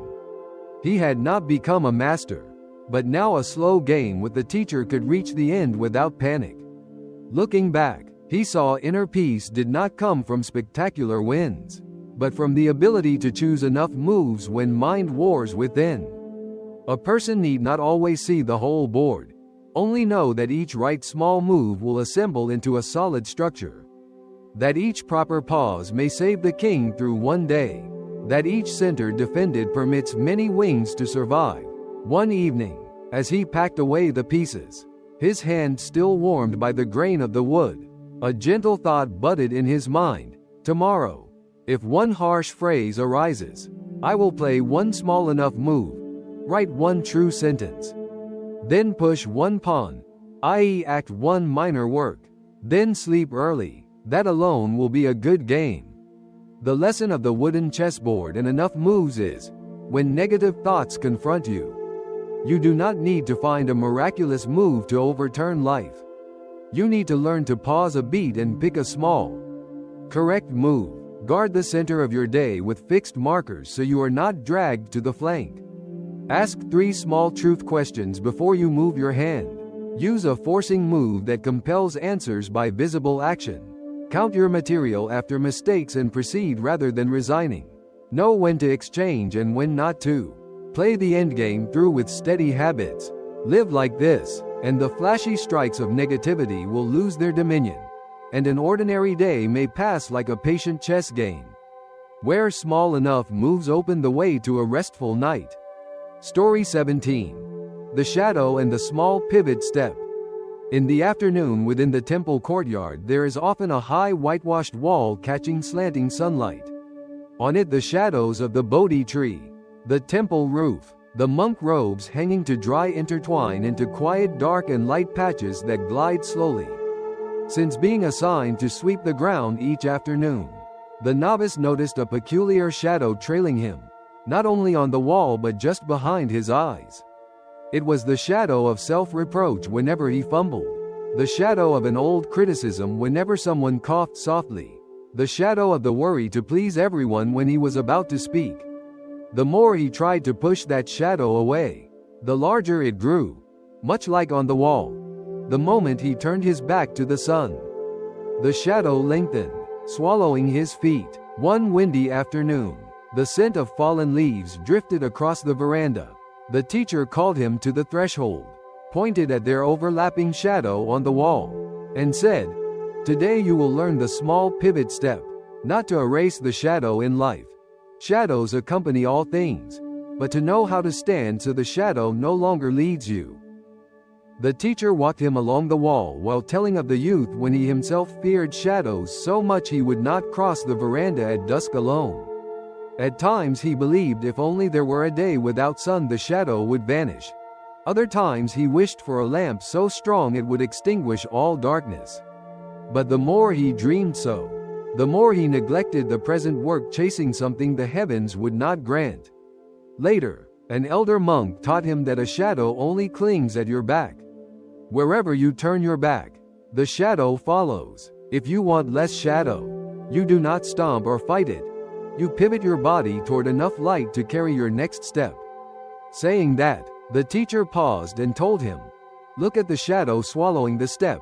Pivot half a turn." The novice turned lightly. The shadow instantly contracted from a long tongue to a thin patch beneath his feet. The teacher said, "See, the shadow is still there, but it no longer frightens." In the mind, when a negative thought swells, the first act is not to flee, but to pivot. From that day, the teacher taught him a very small pivot ritual. Before answering a difficult question, the novice places his feet parallel and pivots half a beat so his chest faces the speaker. As one turns toward the sun, before switching from one unfinished task to a new one, he pivots his chair slightly to face the table, places his hand on the wood for one beat so the pulse of the present flows through his fingers, like choosing the wall as reference and placing the shadow in its proper place. Before sleep, he pivots his body to lie on the side facing the half-open window, and quietly reminds himself that day he has stepped past at least one shadow by doing a small real task. Some nights he senses old reproach phrases crawling like a black cloud. He no longer argues. He simply rises, steps onto the veranda, pivots his face toward where a sliver of sky reveals a star, and breathes until his shoulders ease. In such moments he learned that pivoting is not a lofty philosophy. It is a bodily act that draws the mind back to the axis of light. One day the teacher led him to a seldom used room at the end of the hall, where the wall opposite the window was patterned with the shadow of the window bars. He placed a small oil lamp in the corner, lit the wick just enough. The light was modest, but when the teacher and the novice pivoted to sit facing each other, the shadow patches grew less sharp, and in the novice's eyes appeared a neutral zone easy to breathe. The teacher said there are two kinds of light we need to learn. The light of the sun are the large values in life: kindness, honesty, gratitude, fairness. When you pivot toward those, shadows of small comparisons and fears instantly shorten. The lamplight is the small habits of daily life: a glass of warm water, 5 slow breaths, 15 minutes of quiet work, a timely apology. At night no one carries the sun into the room. The wise one lights a lamp. People lose to shadows because they wait for the sun while ignoring the small lamp they already can kindle. On another afternoon, the teacher took him to the edge of the pond. The water shimmered. The trees' shadows swayed like a long braid. He told the novice to look at his own shadow in the water and strike his hand downward hard. The surface shattered into countless ripples, the reflection distorted, the shadow streaking black. He told him, "Stop your hand. Stand still and breathe. The water surface will calm. The shadow will return to its correct form." He said, "When you panic at a shadow, you often strike hard with extreme words or stiff will. Those gestures only break the water of your mind further, making the shadow uglier." The student of pivoting says, "Pause one beat so the mind's water stills. Then gently shift your angle of stance. The shadow shifts without you fighting it." The novice felt in memory how many times he had flailed himself to exhaustion, only to judge wrongly at dusk something that might have been saved by one slight pivot. One day the sky was overcast, the veranda darker than usual. He felt heavy in his head, sluggish in body. His small pivot routines no longer worked instantly. The teacher said, "Today is not your fault. Today the sun is thin. So we kindle more lamp light and pivot toward different tasks." He gave him a very short list of tangible tasks. Pick up leaves from the ground. Brew a pot of tea. Copy a passage of scripture. Write a short thank you note to the person who helped fix that step last week. After each done task, the novice made a small dot in his journal, like lighting another tiny lamp on the dim veranda. At the end of the day, The veranda was not blazing but warm. His mind did not demand a verdict on his whole life. From that day he understood. There are days when pivoting toward the large is impossible. On those days, pivot toward the small is wise. A man from the village visited the temple and told of a shadow that hung over him always, the shadow of a long-ago failure. He said that even on sunny days, thinking it would drape over everything. The teacher invited him to stand before the wall and name the sources of light he once had but forgot. A friend who stood by him. A job he once completed well. A good habit he maintained some weeks. The man named them slowly. With each name the teacher drew a small circle of chalk on the wall. After a time the wall was dotted with faint circles. His shadow no longer loomed as one dark mass but fragmented. The teacher said, naming one source of light draws a boundary for the shadow so it cannot dominate. When you sense your shadow swelling, draw another circle by a small correct action. Send a thank you. Clear a corner. Do a humble task you know you can complete. Many small circles do not become a bright sun, but enough to keep the shadow from enveloping. One rainy evening, the teacher told him to try a child's game, to walk following his own shadow like one follows a fish in the pond. With each step, the novice watched his shadow's length and measured it. When the shadow lengthened, he slightly pivoted his stance. When it shortened, he memorized that direction by finding a landmark on the temple roof. The teacher said many people live without measuring their shadow, and thus do not know which direction weighs upon them. Learn to measure the shadow by sensing your chest and belly. If your chest tightens and belly chills, you may have turned your back on what you believe. Pivot with a simple, calm phrase. I choose fairness. I choose speaking truth. I choose doing enough. He carried this into the kitchen, conversation, letter writing. Whenever his chest constricted, he pivoted. The shadow retracted just enough so his hand would not tremble. Over time the novice realized shadows have rhythms. In early morning the shadows are low and soft, favorable for courage. At midday the shadows lie beneath the feet, favorable for diligent work. In the late afternoon the shadows lengthen and are prone to overtake, favorable for tidying, letting go, gentleness with self. He organized his daily tasks in harmony with the shadow rhythm. Fewer tasks that fight the natural tension. Negative thoughts that tend to strike in cool late afternoon he met with warm tea. Lamp light, simple tasks. No longer did every evening become a monologue of regret. Some days he still lost to the shadow. But then he recalled one small pivot, one chalk circle, one lamp, and the day no longer dragged him down as it once did. By the end of the sunny season, the white wall still stood, stained in patches by time, but to the novice it looked like a map of his pivoting practice. He walked past and gently placed a hand on the wall, thinking of afternoons when he learned to rotate his body instead of flailing, to light lamps instead of demanding the sun, to measure shadows instead of fearing them, to draw small circles of light rather than praying for a blazing realm. Negative thoughts still come, just as shadows accompany our bodies. But what has changed is which one holds the direction. The shadow may prompt that his back is turned wrong, but the pivot step is what decides his path. On a starlit evening, he sat on the veranda, watched the short, trembling shadow of a candle flame on the tile floor, and understood. Peace is not living without shadows, but living near just enough light, and knowing when to pivot so the shadow can no longer pull your hand.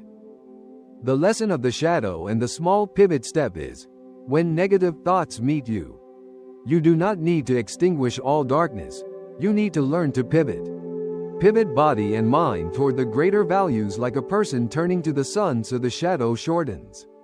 Kindle lamp lights, small habits, at dusk so there is enough light. Pause half a beat to let your mental waters calm. Then shift your stance gently rather than striking in anxiety. Measure the shadow by sensed tension in chest and belly. Then pivot by a brief anchor phrase. Draw small circles of light through correct actions so the shadow can no longer dominate. Live such that the shadow still travels with you. but only as a companion reminding you where the light lies, and your feet walk freely. Knowing how to pivot when needed. Story 18. The Bamboo Bridge and the Gentle Step Rhythm. The footpath from the temple down to the rice fields crosses a small stream. In the dry season, the water is calm like a silk ribbon. In the rainy season, it runs muddy and sings over overturned stones. A bamboo bridge spanned the stream, built long ago by villagers. Its structure is made of split mature bamboo, its deck woven from slender bamboo slats following the water's contour, its railings braided from aged rattan. Since being tasked with going to the market at dawn to buy salt and rice, the novice must cross that bridge each sunrise. His shadow stretches long over the water and his heart lengthens with fear of slipping. The mornings he fears most are when the bridge is still dew wet. The bamboo slats glisten as though someone had scattered tiny pearls under his feet. Just one misstep and he feels his foot hollow. The bridge sways laterally, and his impulse is to let go and dash across the paddy fields, even knowing he will soil himself in mud. Meanwhile, in his mind there is another bridge worse still, built of negative thoughts. Just one person frowning and he hears self-reproach. One dropped salt packet and he imagines the whole day ruined. One recalled old criticism and he builds an impassable barrier. One morning when dawn's pink light stretched over the tree line, the teacher walked with him to the head of the bridge. He did not lecture much. He simply said, "Today you will learn to cross the bridge as one learns to walk inside one's mind, not to pretend courage, but to sense which rhythm turns bamboo into a friend." The teacher placed his hand on the railing, pointed to the first slat, and said, "This is where you place your foot for the day. If you step too close to the edge you will feel the bridge is weak. Too far you will trip over raised parts. The correct spot is the slat slightly curved but polished smooth by many feet." In the mind, there are right slats and wrong ones. If you place your thought on the edge of speculation or on the ridge of perfection, you will slip. If you place it on a small true phrase, your body can feel the safe texture and step. The novice heard this, tried placing his foot on the smooth lighter strip, slightly lowering his center of gravity as the teacher had advised. The bridge still wobbled but showed no intention of toppling. The teacher smiled. "The first secret in crossing is a low center. Lean your belly forward slightly. Keep knees soft. Gaze ahead one slat instead of staring at your toes. Walk as if you lower your sail before the wind. The wind still blows, but the boat does not capsize. So too in the mind. When negative thoughts surge, lower your center by a bodily act, an extended exhale, placing your hands on belly for 2 beats, slowing your step, and look past the raised slat ahead toward the next steppable slat. Let the step rhythm become your guide and the bridge merely your path." They progressed to mid-bridge, where water whirls deep and wind whistles through bamboo gaps. This is the place most people fear, for the bridge tilts sharply when someone steps hastily. The teacher told him to stop there, not rashly, but to learn the second secret of crossing: 3 contact points. He placed both feet side by side on 2 smooth slats, asked him to grip the railing with his right hand, and to rest his left hand lightly on his right, reminding stillness. These 3 points form a small triangle enough that the body does not panic. He said, "When your mind panics, maintain 3 contact points in you too: the body, a concrete action, and your morning anchor phrase. Body can be 5 slow breaths or 10 steps in the courtyard. The concrete action might be washing a bowl or folding a robe. The anchor phrase might be peace, fairness, or gratitude. Touch those 3 points simultaneously, and negative thoughts lose their chance to yank you off the bridge." While he spoke, a gust of wind struck. The bridge trembled. The novice felt his hand want to let go and run. His pulse raced, but the hand resting on hand held him a half-beat. That half-beat was enough for the waves to pass and for the bridge to settle again. He realized, if that half-beat had been argument in the mind or a loud promise with himself, the bridge would tilt further. But the half-beat anchored to body, task, phrase is like the rattan binding between shores. Near the far end, the teacher paused at a slat cracked lengthwise, patched by someone with a thin wood strip. He said, "The third secret is to repair the bridge while the weather is fair." Villagers do not wait for rain to replace slats. They use sunny moments to rebind rattan. Insert patches. Add stakes on the bank. So too in the mind. Do not wait for dark days before cultivating wholesome habits. Use calm times to nurture what I call slat patches and rattan bindings. A cup of warm water early is a patch in the water system. 10 minutes reading scripture is a patch in the mind's writing. 5 minutes tidying your desk is a patch in habit. Sending one thank you message is a patch in connection. These little patches do not stop the stream or silence all sway, but strengthen the bridge so it weathers wind better, and they support your feet in trusting the path. I recall days when I left the bridge too long without patching. The good slats and rattan wore thin. Then a small wind of criticism would set the whole bridge trembling. Since then, each night before sleeping I note which slat I patched. Just a tiny gesture. But tomorrow my foot remembers. One dawn when rain had risen the stream and the bridge was slippery. Villagers hesitated to cross. The teacher invited the novice and asked him to walk halfway across and return. Not to force crossing but practice partway. The villagers asked why not cross in one go. The teacher smiled and said, "Today learn the fourth secret of crossing. Turn back at the right time." Life sometimes occasions strong currents. Forcing through by will only creates danger. The adept knows how to measure oneself in the water. To turn back and wait, preserving the bridge and preserving one's rhythm. In the mind likewise, when you feel drained, sleep deprived, or overexcited, forcing resolution of all negative thoughts is like pushing across a flooded bridge. The wise pivot back to the veranda. Eat a hot meal. Take a nap. Pause a hard conversation with a promise to resume later, instead of trying to scale a wet mental bridge. The novice practiced walking to mid-bridge then returning, and felt curiously empowered, not defeated. Because tomorrow there is still bridge and shore, if he tried to prove he is brave today, he risks losing both.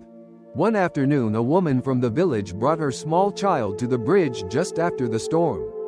She said her mind felt like a broken bridge for years, whenever she thought to resume. Her heart searched for weak slats. The teacher asked her to place the child on her back. Walk slowly, count aloud each slat rhythm, and at every 10th slat pause and place her hand on the railing to express gratitude to the bridge. She did. At each step she murmured a gratitude word, like installing tiny patches of trust. When she reached the far bank she smiled, eyes moist, saying, "I realize now the bridge in my mind also needed someone to teach me how to count rhythm." The teacher turned to the novice and said, "Remember the fifth secret, name your step rhythm. When you name your beat, you no longer walk blind, and negative thoughts lose authority to pull you sideways." Over time the novice became comfortable with the bridge. He learned to distinguish the sound of dry slat tremble from that of wet slat. To sense via grip when rattan binding needs retightening. To look at the water's ripple to gauge wind before placing his step. On mornings when news roiled his heart, he slowed 2 extra slats at the bridge's start and recited his anchor phrase instead of letting the news itself become wind in his chest. In the kitchen, washing dishes, he visualized the bridge's slats and rhythm so small self-reproach missteps do not become bridge collapses. In the sitting room, if someone says something difficult, he does not leap across the mental bridge into argument. He grips the railing, i.e. breath. Brings his belly forward slightly to lower center. Looks past the raised slat to a slat polished by truth. And steps there, while copying scripture. If an old memory intrudes, he does not rush to banish it, instead he names it. Counts a line of slats, e.g. 5 lines of text. Then pauses 1 beat with his hand on the desk, as he has paused on the bridge to let water pass without using it to panic. Over time, the bamboo bridge became a living manual for crossing the mind. Each day he turned a page. By the end of the rainy season, the stream was clear again, water gleaming like fresh tea. The bamboo bridge remained a bamboo bridge. Slats had not turned to stone. Rattan had not stiffened, but the rattan bindings were newly taut, weak spots patched, railings firmer under caring hands. The novice stood at the bridge's head, gazed to the far bank, then looked inward. He recognized negative thoughts still appear on schedule like returning mist or rising water. But when one knows to lower center, maintain 3 contact points, patch slats while skies are fair, turn back at just the right time, name one's step rhythm, and not force the crossing with will but with practiced step, then the day's bridge becomes wider in a curious way, not wide across, but wide in the heart of the walker.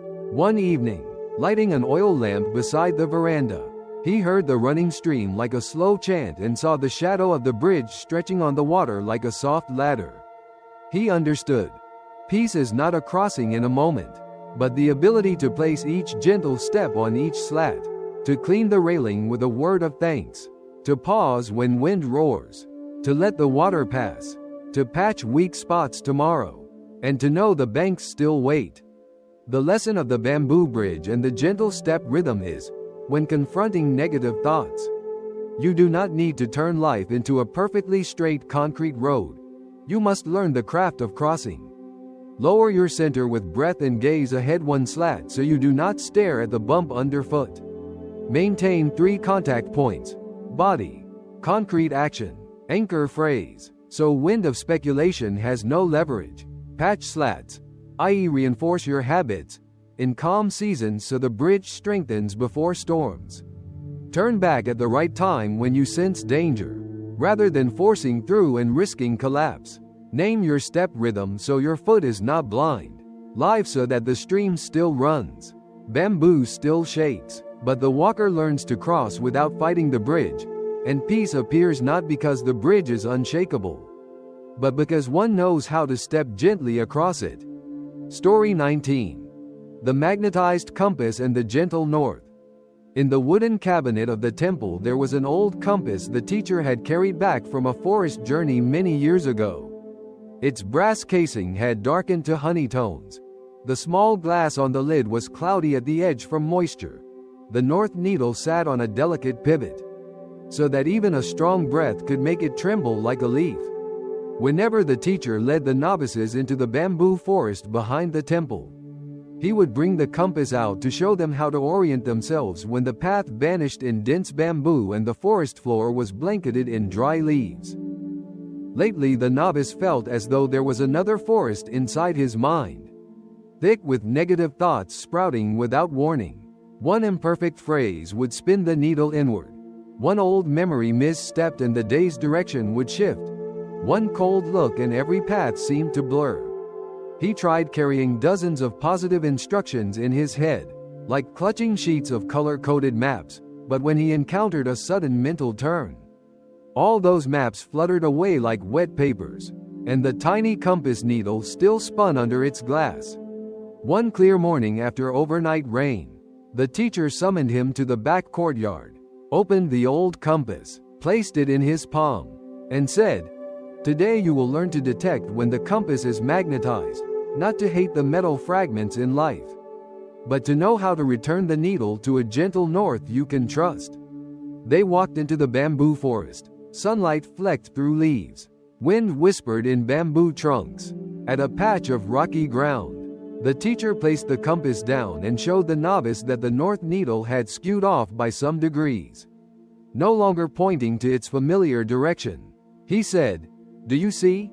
Under the stones there is a small iron ore fragment somewhere drawing the needle away. So too in the mind. There are invisible ore fragments, exaggeration habits, fear of criticism, desire for instant recognition. If you stand too close to them, the compass will sway though the sky is still blue."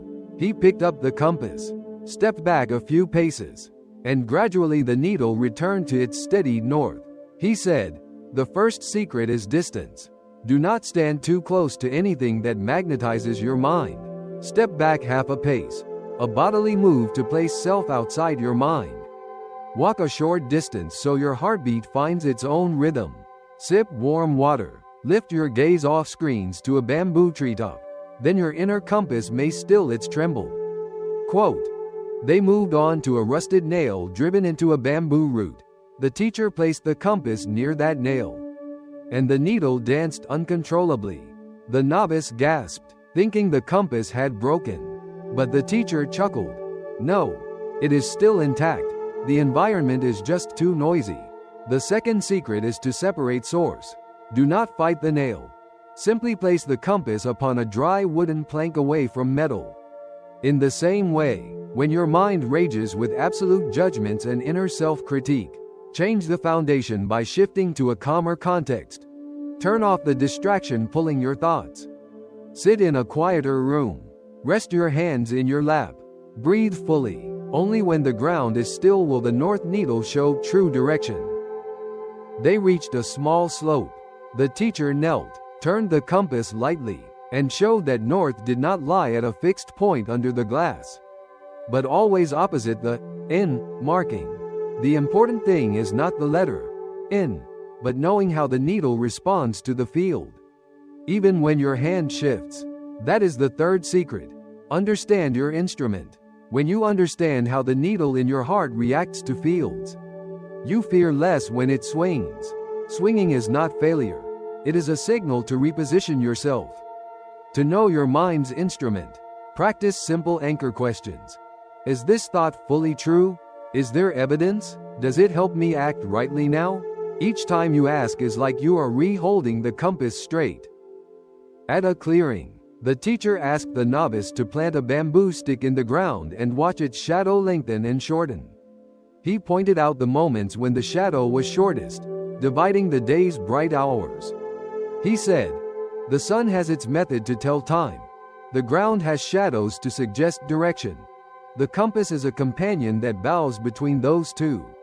On very cloudy days you use the shadow. When the compass is magnetized, you use the shadow as guide. Do not force one method for all days. Have 2 or 3 pathways back to your axis." The novice reflected. Often he only had one path, trying to force positive thinking, and when that failed, he scolded himself. Instead, he could pivot back to body, breath, to a concrete action, washing a dish, copying a verse, or to a trusted person, speaking out. These 3 paths echo sun, stick, and compass. Sometimes one supplants another. Sometimes they guide one another. Deeper, the teacher taught the fourth secret, calibration. If you are to keep a gentle north, choose ahead a kind north marker in the sky, a value, and name it. So when your compass wavers you can reference that gentle anchor.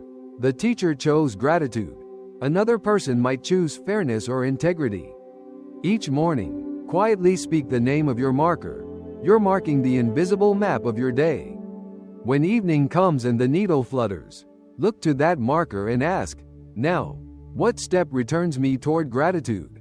The teacher told how in his youth he too stood near others' iron nails, thinking his direction wrong, until one day he understood.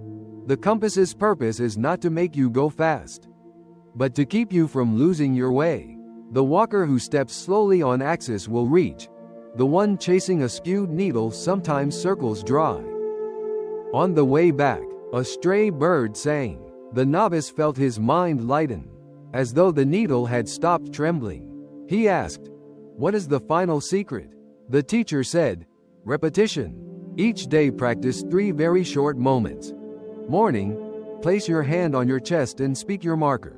Midday, open your interior compass and ask the 3 anchor questions. Evening, tell yourself one point you moved gently toward your axis. However small, that is how you train your inner north over days and weeks so that, over time, the ore fragments around you no longer drag the needle easily. A gentler but firmer field grows inside you." Quote, back at the temple, the teacher returned the compass to its cabinet, the lid closing softly like the end of a precise tale. The novice stood on the veranda, watched bamboo glint in late light, and realized the negative thoughts that once made him lose his way were still present. like hidden trails in a forest.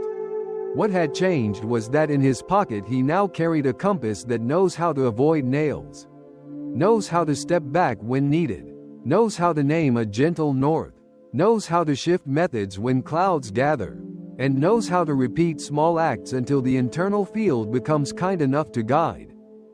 Lesson of the magnetized compass and the gentle north.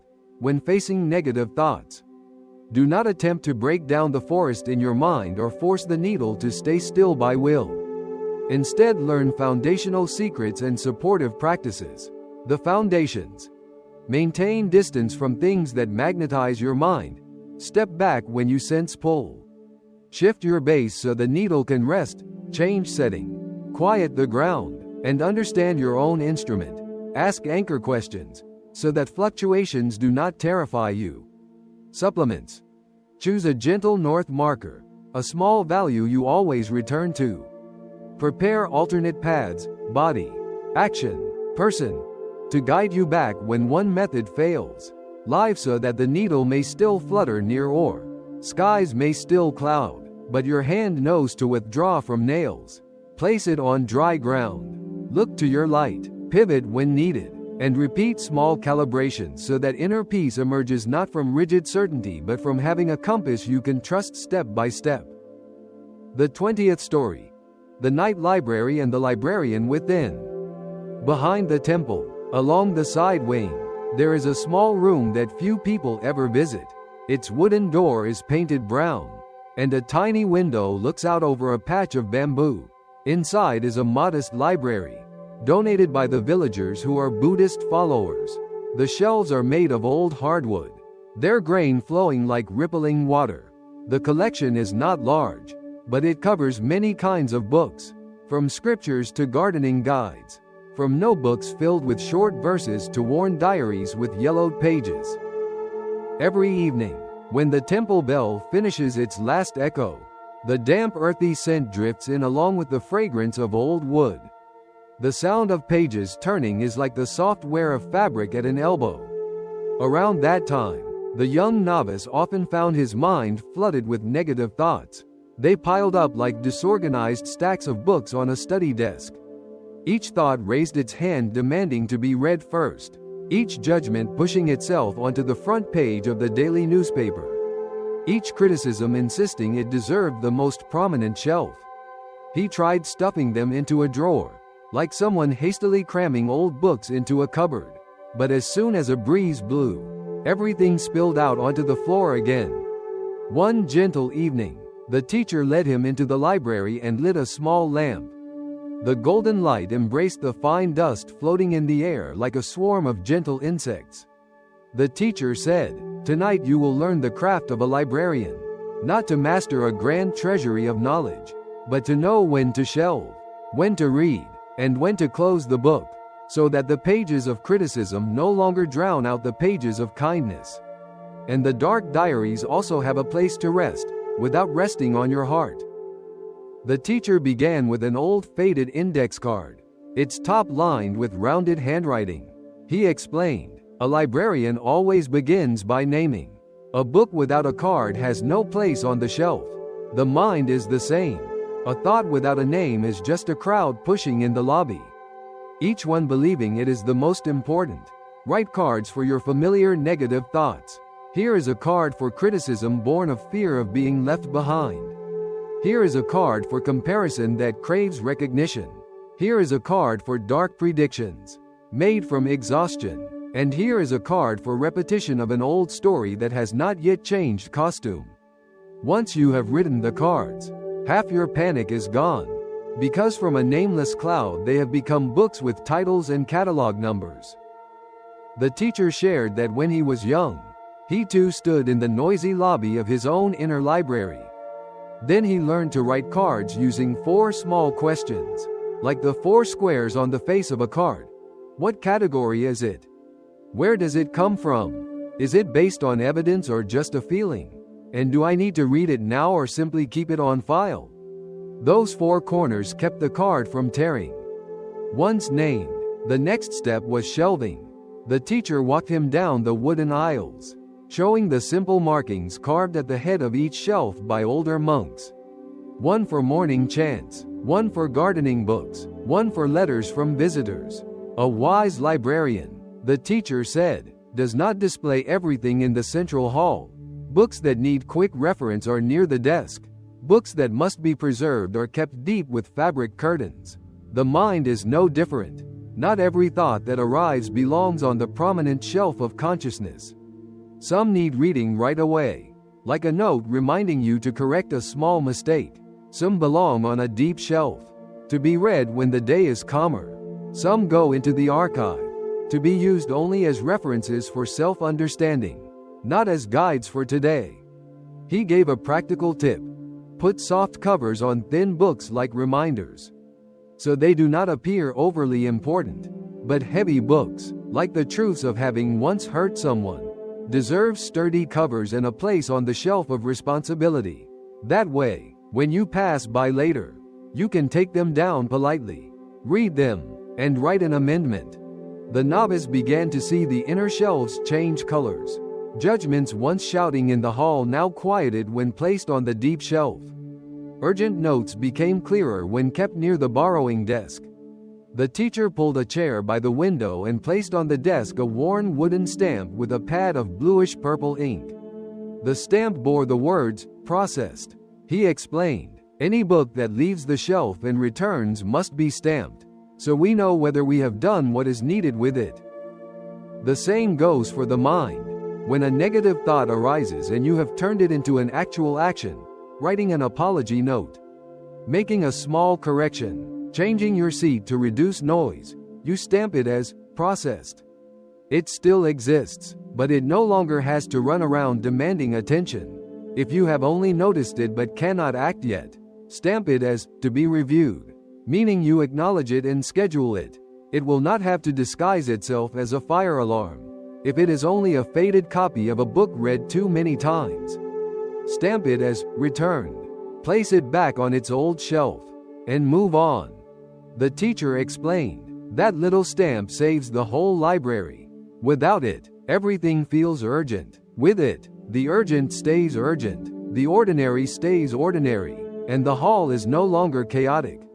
Night deepened, and the yellow lamp warmed the corner of the room. The teacher opened a thin notebook wrapped in rough fabric. It was the duty roster of the library, each day and each hour. Who dusted which shelves? Who opened the doors? Who closed them? He said, the mind also needs opening hours and closing hours. Many people lose to negative thoughts because their library is open 24 hours a day. Rumors and old memories all carry their own keys. Practice closing your ledger each night. 15 minutes before sleep, write 3 closing lines. What you processed today, what remains for tomorrow, and which shelf stood quietly supporting you. Then blow out the lamp and close the doors. The night belongs to the night. In the morning, reopen and whisper to the library which shelves are the priority, just like a librarian places a sign in front of the hall. These gestures are not meaningless rituals, but ways to teach negative thoughts to line up. They cannot barge in at midnight. They must wait their turn. And that order itself calms the hall. One windy night, bamboo leaves rattled outside, and a stack of books toppled. Startled, the novice felt his inner shelves collapse too, spilling judgments everywhere. The teacher did not rush to pick them up. He stood still, breathed out, and said, "This is a time to practice emergency hours." A librarian does not scold the wind. He simply picks up each book, glances at its cover, and places it into 2 temporary piles. One pile for immediate reading, like fixing a tilted shelf or apologizing to someone who might have been hurt. Another pile for later reading, like comparisons or self-condemnations that bring more thought than action. The novice followed. He picked up a thin book, named the action it required, wedged a piece of wood under the shelf, wrote a note to reorganize the next day, checked the windows, then returned to the later pile and placed those books on the deep shelf. Within minutes, the library was peaceful again. He realized he had not become some extraordinary hero. He had only done the simple job of a librarian. separating what must be done now from what can wait. And that ordinary craft was enough to extinguish unusual fires in just a few breaths. On a hot afternoon, an elderly woman from the village came carrying a bundle of old notebooks. She said she had too many painful memories. Every time she opened them, anger and grief spilled out. She wanted to burn them to feel lighter. The teacher invited her to sit, poured her tea, and asked if she had read them fully. She admitted she had not. She only skimmed a few pages before fear set in. The teacher advised, "Then do not burn them. Place them in storage. Give them a special colored card and restrict access. Only read them with a librarian present, that is, only when there is calm breathing and a trusted listener. That listener may be your own rested self or a kind friend. Memories will harm the library less when they follow borrowing rules and have witnesses." The woman smiled with relief, leaving her notebooks on the borrowing desk. The novice promised himself that his own old stories would also receive colored cards and their own rules. Never again wandering freely through the night. Day by day, he learned more small practices. Each morning he dusted the display shelves by writing a sentence of intention on a slip of paper tucked in the front page. Each evening he checked the deep shelves by sitting quietly for 10 minutes, asking if any book was struggling to rise because it had been ignored too long. When he received a compliment, he placed it on the gratitude shelf, not on the command shelf where it might start giving orders, because even praise can become toxic if shelved wrongly. When tired, he did not open the hall for the crowd. He hung a "closed for rest" sign and stepped outside to drink water, letting the library breathe. When inspired, he did not spread out every book. He chose the one promised in the morning, felt the texture of its spine as if feeling his breath, and read page by page without skipping. Negative thoughts still tried to cut in, but over time they too learned to line up. Some waited so long without being borrowed that they quietly returned to their shelves to rest. By the end of the rainy season, the library was still small. The shelves did not suddenly become jade. The floor did not lose its dust, and the old notebooks still sat there. Pages could still fall when the wind swept in. But to the novice, it all looked different, not because the books had multiplied or the lamp grew brighter, but because inside him, a librarian had finally taken his place. This librarian did not demand perfect silence, did not threaten anyone, did not wrestle with the wind, and did not measure himself by the number of pages read each day. He only needed ink that did not dry, stamps that were not lost, cards that did not tear, opening and closing hours kept, display and deep shelves clear, and the storage guarded. Each night, before extinguishing the lamp, the novice pressed a purple stamp on the last page of the day. The words, "processed," and smiled to himself, knowing there were still books for tomorrow, but none left scattered on the floor. The lesson of the night library and the inner librarian is this: when facing negative thoughts, you do not need to become a building without dark books. You only need to learn the craft of arranging and keeping time. Name each thought with a simple card so it has a place on the shelf. Place it correctly between display, deep, and archive, so what is needed today is near at hand and what requires more understanding stays in quiet storage. Stamp it as processed when it has become a small real action, so the hall grows less chaotic.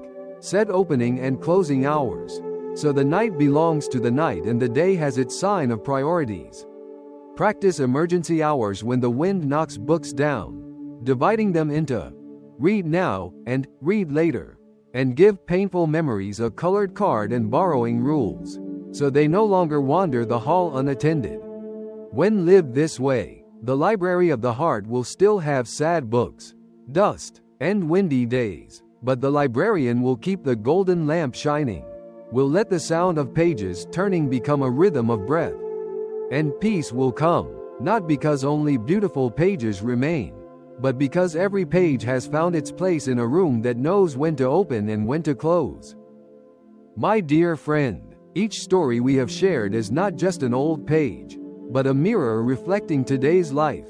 Negative thoughts, fears, and worries will still be there. But if we know where to place them, if we can return to our breath and to small actions that are enough, then even in the darkest night, there will be a crack of light to step through.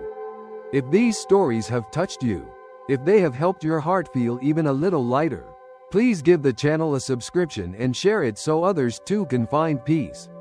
Each time you subscribe, it is like lighting another small lamp, so no one has to walk this journey alone. Thank you for spending your time listening. I look forward to seeing you again in the next videos, where the gentle stories of Buddhism continue to illuminate the path of the mind. May you have a peaceful night and a new day full of calm and ease.